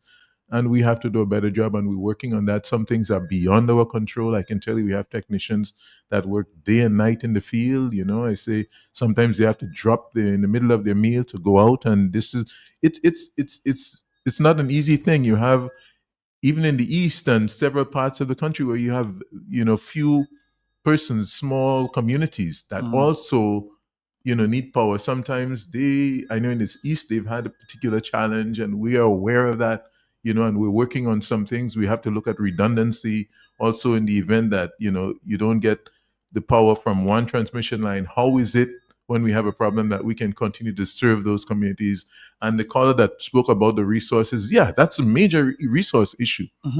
Because we don't have a money tree at DOMLEC. The rates are set by the commission, and they haven't changed for almost 20 years, and that's what we have to operate with. And so the good news is that we're moving to geothermal. We're going to be less dependent on diesel. As everyone saw, the big jump in diesel prices, because we're going to get a source of a large part of our energy from geothermal, it's going to be less, but it's still going to cost you something, because we still have about 25% of the energy that comes from diesel. So that's going to be passed on. So there's no guarantee with geothermal. As you said, the price of diesel is up, that we're going to see cheaper rates on our bill. Is there? There is. Now, the diesel fluctuation is a factor that we don't have any control of. But when the diesel price returns to where it was when, hopefully the war ends and you get the market balancing, consumers are going to see a 17% reduction. That's residential. That's guaranteed. In their electricity bill. 17%.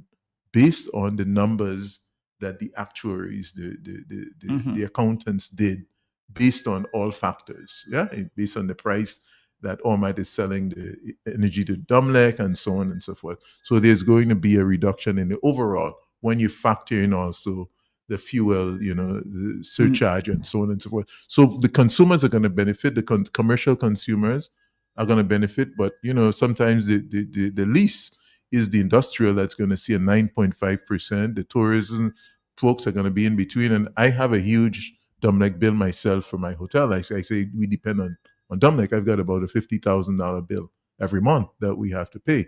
To see a 10% reduction in that's significant. So, there's going to be more consistency in the electricity, which I think probably is the most important thing, and many people do, but we're also looking at the cost, and we're going to see a reduction in the cost as a result of this exercise. But again, we be a little patient with us. We know that people are frustrated. It's okay, you can be frustrated, but still at the same time, try to be a little understanding that that's the transition, and this is not something that's going to last forever. And once this geothermal company, they have a lot of experience. They operate in over 20 countries, and they are the top in this, and they have their technicians here, and they're running the plant. So it's not something that I think we should be overly pessimistic about. Once we get it going, it's something that's going to be On the very telephone. beneficial. On the telephone. Hello, yes. Some people have been waiting there for a Yes, while. good afternoon, Matt. Good afternoon to you, sir. Yes, Matt, let me, before I ask my question, compliment Sam Raphael for his investment in the country, the way he manages his investment, and the professional way he speaks on the radio. I'm hoping that he does the same way when he is speaking to the ministers and policymakers concerned. I'm trying to really get an understanding, but I'm not clear in my mind what's about the geothermal electricity arrangement that the government has. The geothermal company, Sam, do you know if it's owned or majority share owned by government? The company is a subsidiary of an international company, or not? Oh, okay. Now, we all know that the resource, the geothermal resource, is public owned. It's Dominican owned. Is it true that most of the investment to generate and establish this geothermal plant we now have really came from the government, whether in form of grants or loan? Is it true? You're talking about two things, huh? The exploring of the potential, the drilling of the well, that the exploration. Let's look at it like the foundation, and then you build a house. The foundation is the risk that the government took through grants and through World Bank and so on and so forth. So they built this platform, and then the company came in and put their plant on top of it. And that's the arrangement. And that plant is owned and operated by the company for 25 years. And after that, the company says, here's the key, guys. It was nice knowing you. You guys operate it. So between now and the next 25 years, it gives us some time to get our skills together to be able to operate it. Remember when, my understanding, because I wasn't around then, but the hydroelectric plant, had to be operated by international people, and now it's operated by locally. So it's that's sort of the arrangement. So we need ORMAT because we're not experts in geothermal, and they are. Plus, this is their plant. They've invested and they've put a lot of money, and I'm sure we have no problem with them getting the reasonable return on the investment. And this is something that's been negotiated. So that's the arrangement. And DOMLEC is now purchasing the power from them. I hope I answered your question. I quite understand that we do not have the expertise locally, etc., to operate the plant. The focus of my concern is the company paying government, the state, any allowance or for the resource that they are using to generate that electricity. Yes, they invested in establishing the plant. They are investing in managing the plant and so forth. But the resource for generating that electricity is state-owned. Do they pay, are you aware, they pay government any monies or so for the use of that resource? I would be surprised if... That's my last question. Yeah, I would be surprised if they did. Yes, You would say something, Sam. You would be surprised. I would be surprised if they did. I would think that is part of the arrangement, part of the overall. You see, because they're not Santa Claus coming here to give anything. They have a certain expertise that we need, and in order to that geothermal power that we have on the ground, the reservoir, it's called the geothermal reservoir. It's a potential. It's untapped potential, and in order to exploit it to the benefit of the people, they have something that we need. Other than that, we have no benefit from it. So they're just basically taking that, and that the geothermal the steam that comes from that goes right back into underground also, so it continues there, it stays there, so they're not taking anything away, and it's all for the benefit of the country. So I think I get your point, but I think it's just part of the arrangement, and all those things were considered in the negotiations. On the telephone, are you there, caller? Yes. Yes, Mr. Pelter, blessings to you. Some blessings to you. Blessings. Okay, blessings. Some, it is a bit unfair. I want to tell you something first. Some, this week is 2 weeks on giving it 3 weeks since DOMLEC blew off my flat screen television. I went there full of form. Some 2 days I finally get somebody that transfer me. And then I end up talking to a machine, leaving a voice note.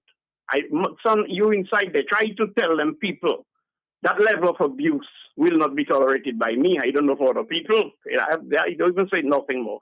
Some for you to come there and tell us about, I listen to Mr. Isaac's question to you. And you say it's a subsidiary. Can you just break that down? It could be fully owned or partially owned by a parent company. But if I don't do my little research there quickly to find out what is a subsidiary, I am there wondering what the hell Sam is talking about. So that whole transition, I am there, the light going off about 3, 4, 5 times in the space of a minute. What can be done to not have people? I was going out the other day. I had to turn off the main switch after they brought off my TV there. I said, the next is my fridge. What is going on for you to have some Israeli company and that company? So you have one snake with several heads. You don't know which head to attack. So that's the bottom line of everything in Dominica, to make things that intricate. So you really don't know where you stand with companies and government. And my beloved brother, talk to them people. Tell them when all the blow off people appliances. I sit down there, look at me. I sick some. You think I go sit down there and say, I go sit down like blow off my TV. But I want some redress. And them kind of big words, as people call them, those grammar, when you're using them, you're the educated, you're the intellect or whatever. Try to make the people that are following you understand what you're dealing with, rather than we are lost by the word subsidiary. Thank you. Sam. Well, blessing, I'm sure you know what a subsidiary is, but a lot of the other callers may not.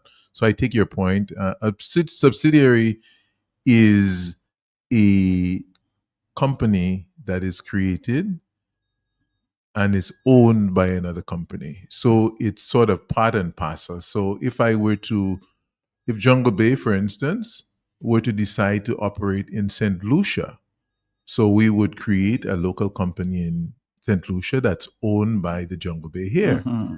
So the company in St. Lucia will be a subsidiary of. Yes. So it's a way to operate in a jurisdiction where you can create a local company that the parent company owns. And that's a simple word. And I'm sorry, sometimes I like to think I can talk to the man in the rum shop, and he understands, but I think Blessings called me on that. That's all that was meant by that, Blessing. And again, I take your point. I'm sure that the folks at DOMLEC are listening, and I will go back with some of the issues that were raised. But again, I am not part of the operation of DOMLEC. I don't work for the company in terms of direct as a company employee, so I can't affect anything. But the general gist of the comments, I think, is clear, and we're getting that. And again, that's why we're here to speak. And I didn't come here to speak specifically on DOMLEC. That was not today's thing. But I'm happy to just kind of talk as much as I can and try to explain. And I will go back to the company and to the board with some of those things. Yeah, and I'm sorry that you've lost your television and also your health, my brother. Did Sam just say there be a 17% decrease in the prices after the price of diesel goes down? Or is it saying that because of the geothermal, the people of Dominica will be saving 17%? I said both of them. Because of the geothermal, once the price stabilizes with respect to the diesel price, because of the geothermal, all things being equal, the price, the total price of your bill is going to go down by 17% if you're residential. And if you're in other categories, it's going to go down by a little less. That's what I said. The geothermal power is less than what the overall diesel power costs. And the geothermal plant is brand new. The diesel plant, some of them are 30, 35 years old. So we're much better off with the geothermal once ORMAT can get it working consistently. Right now, it's at the point where they are, working through whatever kinks in the initial stage, but there's a guarantee of some level of efficient power from ORMAT, and that's what we can depend on. Yeah. So, all right. Somebody suggesting, please suggest to Sam to formulate the customer support team to handle these matters. 2 or 3 members to take complaints in person via the telephone. At least management should have done this. So I would say she is suggesting that you bring to the company that they should formulate the customer support team to handle a lot of the complaints. Yes. Yeah. Okay, let's take another phone call here. Are you there, caller? Yes? Yes, I'm there, I'm there, Matt. Go ahead. Good afternoon to you and good afternoon to Mr. Raphael. Good afternoon. Yes. Mr. Raphael, good job. At least, as you say, you are in the lion's den, but you are defending yourself well, my friend. Anyway, Mr. Raphael, you are a businessman, okay? Though we are told that because of the geothermal, our bill will go down by 17%. Is that a guarantee? Or is it just a thing they're telling us? Because why I'm saying this is this. You have this company from Israel who is going to run the plant for 25 years, right? What is going to tell us that in the next 2 years, they up the price and then we do not get a 17% increase on our bill? I just want you to, as a businessman, to come out straight and tell us your feelings about that one. Good afternoon, sir. Okay, it's not, they can't make and change price at will. Huh? It's a 25-year contract that they have, and the prices are established as per the contract. So the information I gave you is all things being equal. Of course, we can come tomorrow and there could be a big volcano and the island goes upside down. I can't, see, I'm not the creator of this planet, but all things being equal, based on the proposal that they submitted to us, based on the numbers in that proposal, which they have guaranteed to sell to us, we can say with a high level of certainty that is what that you're going to realize. Yeah. And it's something, when that time comes, you probably won't be talking to me there because you'll just enjoy the benefits and be talking about something else. And that's good, because I too, as a business person, like I say, I am looking forward, just like you are, to realizing the benefits. It's something that I think, my company, I'm not a full-time DOMLEC person, as I keep saying. I am more a consumer with respect to this, that I've joined the board as a consumer to ensure that I get reliable power, that I get, affordable power, and that we as a country, get good power on the grid, that we can even attract maybe investors and investments.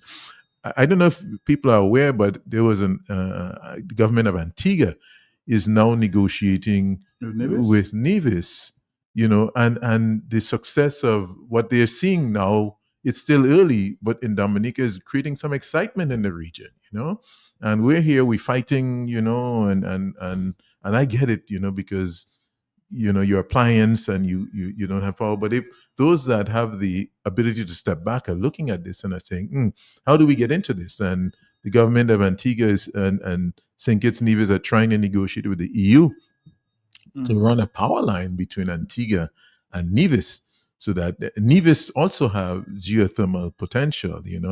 They have a reservoir also, and they're seeking to exploit that, and they would like to get a bigger plant that would enable them to sell electricity via cable to Antigua, and that's a big issue, and they're trying to raise several hundreds of millions US dollars to do that. So geothermal is something that's in the region. Everyone is looking to reduce their dependence on fossil fuel, on diesel, because it's so vulnerable, and this recent war has shown us that it's vulnerable. And if you can reduce your dependence, on the importation of oil to meet your basic needs of energy, my goodness, everyone wants a piece of that. So we need to just keep an eye on that. But again, we're leading.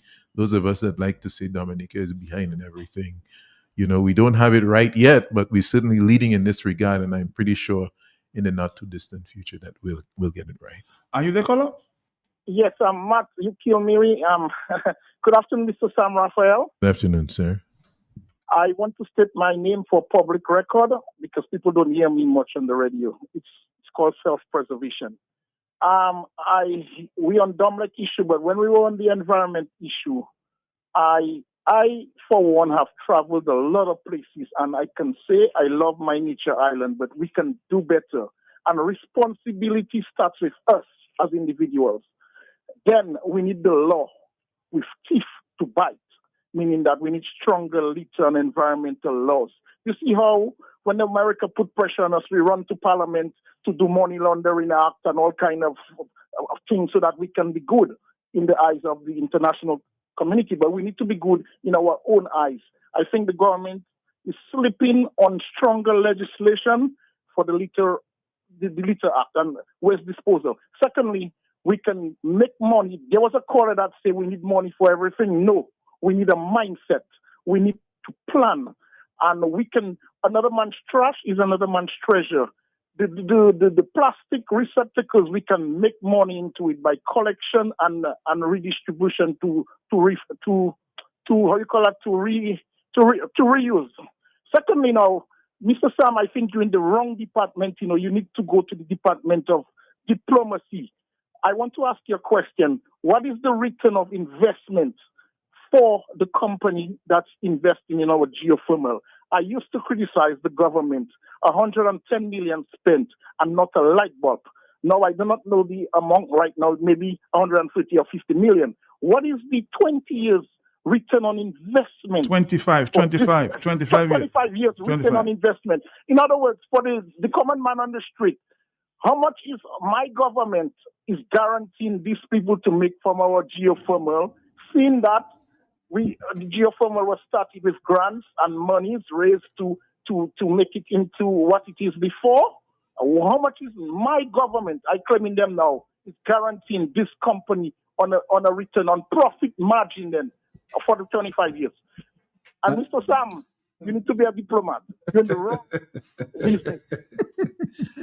No, that's a very good question, though. The return on investment. Would you have those figures? I don't have them off the top of my head here, and I would hate to provide incorrect information.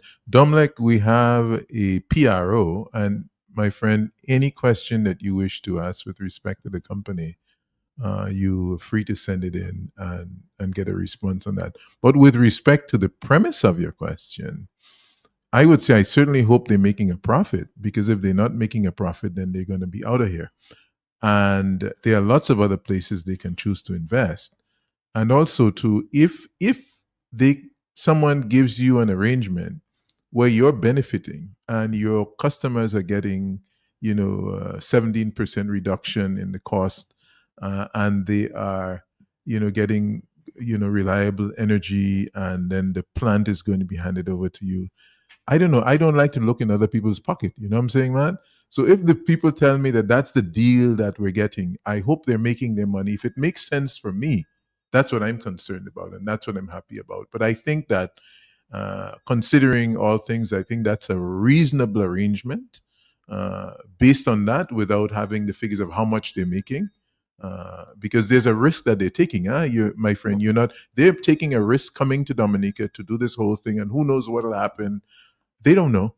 And so for that, they are entitled to get their return. But do you think government should provide that kind of information for the public? I think government should provide as much information as they can, but I don't even know. So I don't know what their specific arrangement is with the government. I don't know if the agreement that they signed, oftentimes agreements you sign with government have clauses where you have non-disclosure. So certain arrangements may not be available for public dissemination, because let's say they're now going to negotiate a NIVIS, you can understand in their negotiations, so I don't know, my friend. I would just think, as a business person, that's probably something that if I were to enter an agreement with the government and I was an international company doing this, I would probably enter in the contract and make sure that information is not disclosed in the airwaves like what we're doing. But I don't know. But ask the question. I think the government should provide as much information as they can, but we have to appreciate that sometimes we may not realize it. But sometimes in negotiations and business and so on, it's not everything that can be. But in the light of transparency, Sam, it's information that people want to know. They want to know, but it's not everything you want to know that you know. I'm not going to tell you how much money I made or didn't make last year. I run my business, right? So the same way, I think if a company is private, engaging, right, but this is a private company engaging and the customer and negotiating with the government. Well, you're private, Sam. Government is not private. No, government is one thing, but this is the private company, very international company, that he's asking for. He's not asking for the government. He's asking for about the private company, what kind of profit are they making? I don't know. And in that, the government may or may not know. If they know, good. But I don't know if they are free to disclose that to the public based on that. And they may be. So, my friend, go ahead and ask the question. I'm just engaging in speculation. That's why I don't like it. But I'm just saying, informing the people. Sometimes there's a good reason why everything isn't put out there in the public domain. Yeah. All right. Somebody said. And then he asked some other questions, but he asked so many things. And at my advanced age, I'm not young like you, Matt. I don't remember everything. He's saying you should be trained to be you are a diplomat. That's your wrong field. Huh? Do you agree? You see, the first one wanted to put me on the solid waste board.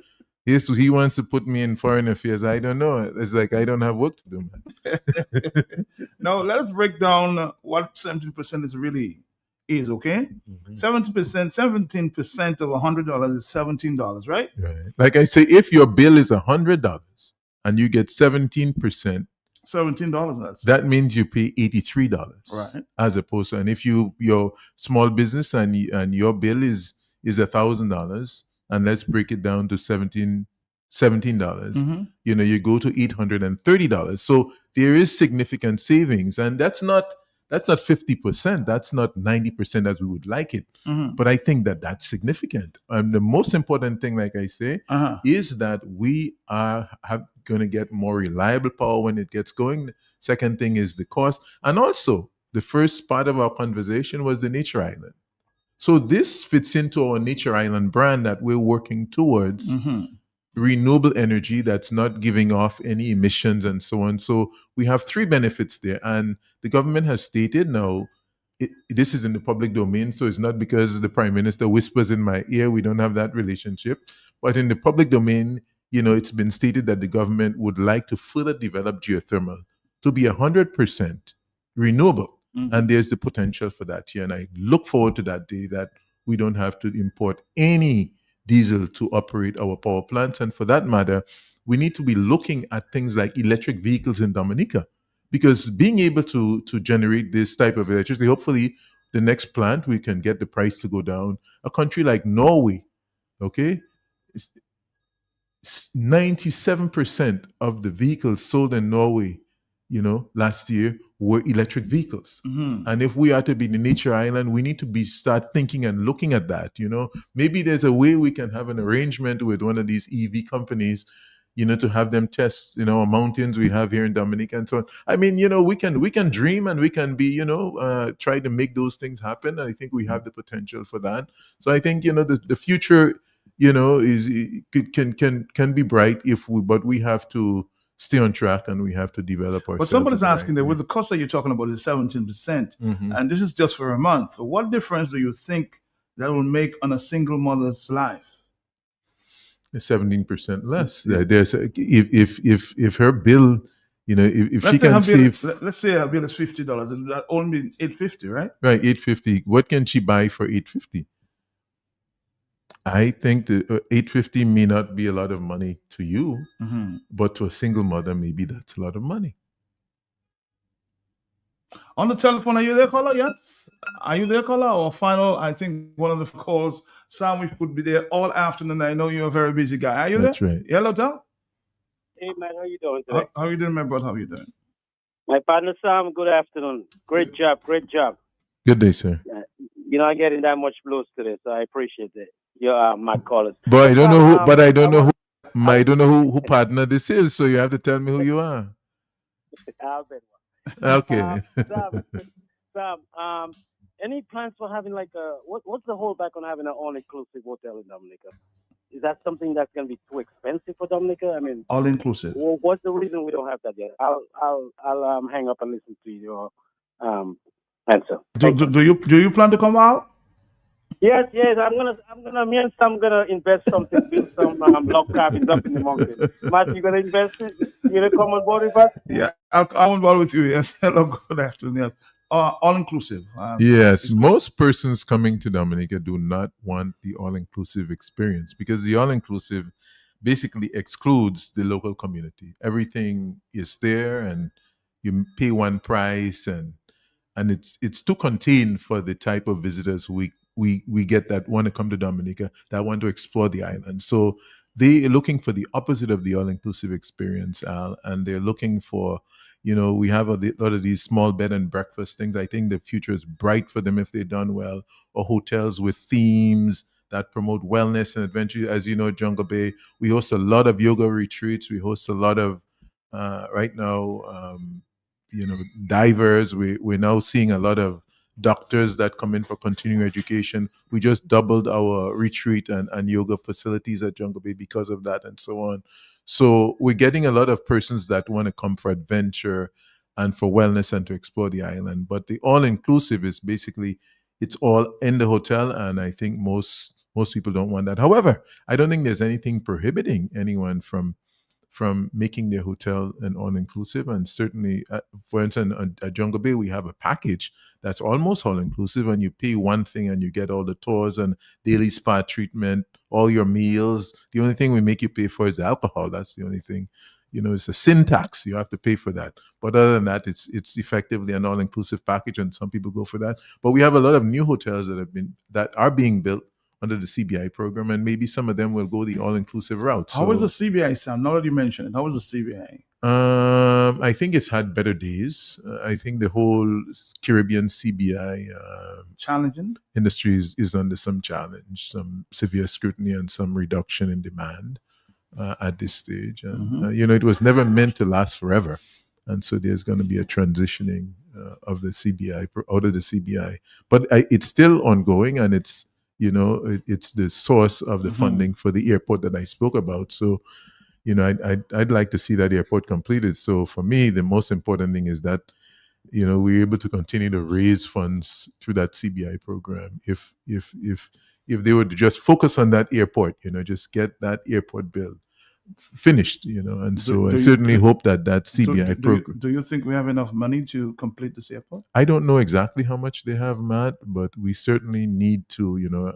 need to raise the funds. I don't think they have all the money, which is why I say I hope it can continue at least until that airport is completed.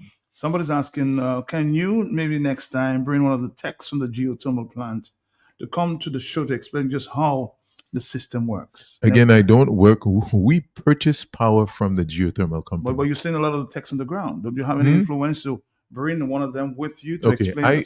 I am on the board of DOMLEC. Okay. That's one company.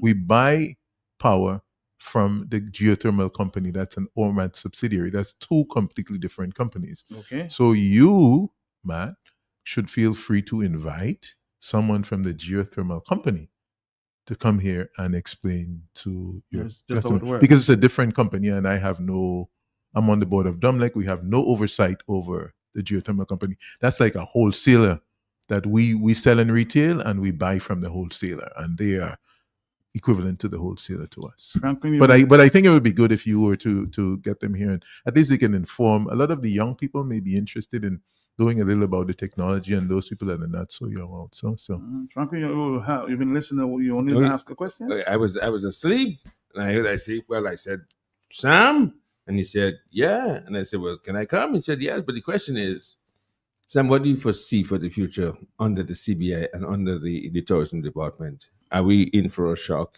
as it dwindles, or are some businesses already safe? I am hoping, because I don't know people's, the financial state. Jungle Bay was developed under the CBI program, and we're operating and we're ongoing. Certainly Secret Bay, they opened in a modular way, and they're ongoing. Other hotels in different, stages. But I certainly hope that we can get the benefit out of every one of the projects that collected money under the CBI program to fulfill the mandate, you know? I just say fulfill it. You remember when CBI meant Caribbean Basin Initiative? Yes, that was. What do you think of that? Well, you're telling how old we are, Franklin. No, I was Ronald Reagan Caribbean Basin Initiative. Yes. Somebody says, ask Mr. Sam. Is there a phase out plan to pull out from the redundant generators and should have been the commission years ago? And if can you tell us the schedule of that? Yes, correct. There is a phase. There's no sense you operate those diesel plants and put diesel in, and you're getting power cheaper consistently from the geothermal plant. So yes, they'll be phased out. But right now we're in the transition. We can't put them down now because, as we say, the geothermal is still in flux. So we're going to, phase them out as geothermal phases in. That's a matter, operational matter. We have departments and, the production and so on. They're going to be handling that. But yes, we're going to phase out some of the old plants. We're still going to keep some of the diesel plants for redundancy, also, and we're going to need to keep some to provide that other 25% of the electricity that the island would need. When Sam is here, the telephones keep going. So let's take 2 more phone calls and wrap it up for the afternoon. Hello, talk to me. Yes. Caller, are you there? Good afternoon, Matt. Good afternoon to you. Good afternoon, Matt. And good afternoon to Sam. Yes, this sir. is Arthur, Matt. Hi, Arthur. On the geothermal, I'm a very strong proponent of renewable energy, and but I'm also a very strong proponent of following the established procedures for developing and introducing geothermal into the online grid for any country. And there are some very clearly established procedures for doing that.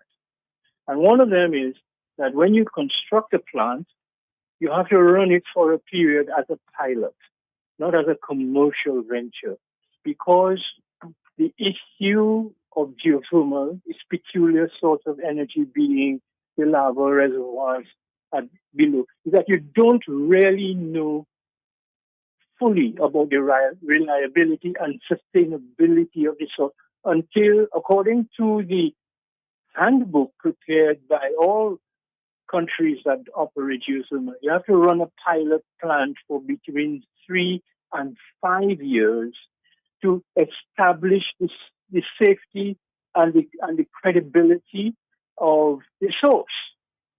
In addition to that, you run it for a pilot period during which, yes, you can, make it available to as Sam is saying, retail purchasers and so on. But at the same time, you will not really know the actual cost of production per kilowatt hour until you complete the pilot period of operation. And I'm intrigued because I'm trying I have colleagues throughout the region who are following this very, very closely.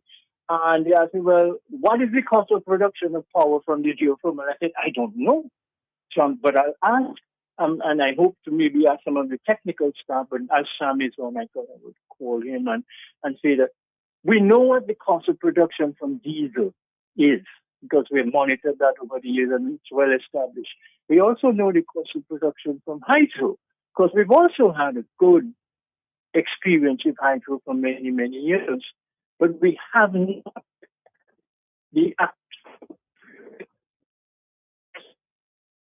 of the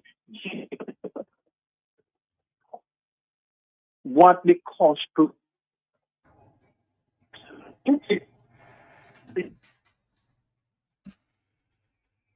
Yeah, Athi, I'm sorry. At the end, you phased out. So, but I will speak to your question the best I can. Again, I don't work for the geothermal company. I don't work for DOMLEC. I can speak from the board's perspective.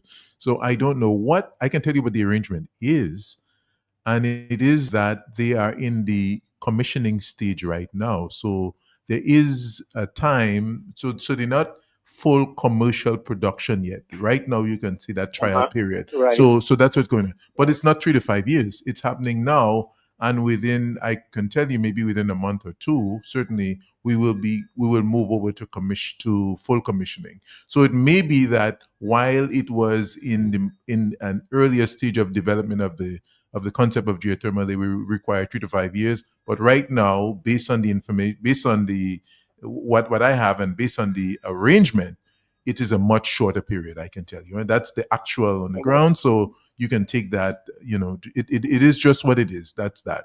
And these guys have tremendous experience in it, and they have agreed to a fixed price to sell DOMLEC the power. Now, I don't know if I am authorized at this point to see what DOMLEC is purchasing its power from wholesale, the geothermal. I don't want to do that now because I'm not authorized by the board. Yeah.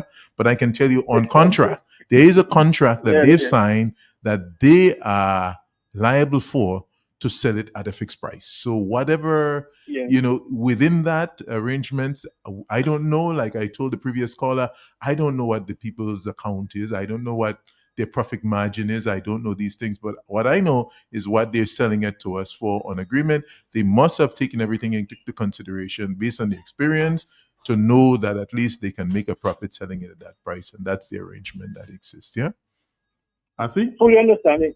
I fully understand, but we will have more time to discuss it because I believe the period of exploration, which is the drilling, but not what I was referring to, from the date you turn the plant on, you commission the plant, you have to run it for a period of time. So if you get the full extent of all your cost factors included in the calculation, of course. I guess we will have to assume that OMAT has done that.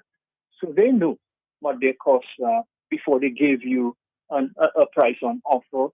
But it just seems important from a public standpoint. Certainly, I feel the need to know what are the comparative costs. I have data that says geothermal is not as competitive as solar or wind and so on and so on. So let us, in the spirit of transparency, it might be helpful to have a fuller discussion about the cost and pricing structure for energy in Dominica. Thank you so much. Thank you. Yeah, and I would respond to, in terms of geothermal versus solar. There's another benefit to geothermal, and it's the consistent energy. Solar you get from the sun, so when the sun is shining, you get that power. But at nighttime, you have to store it by battery, and the cost of solar, we know, is the sun, is the battery storage, and also some days you may have rainy days and cloudy days, and so the solar energy is much more vulnerable than the geothermal. The geothermal is morning, noon, and night.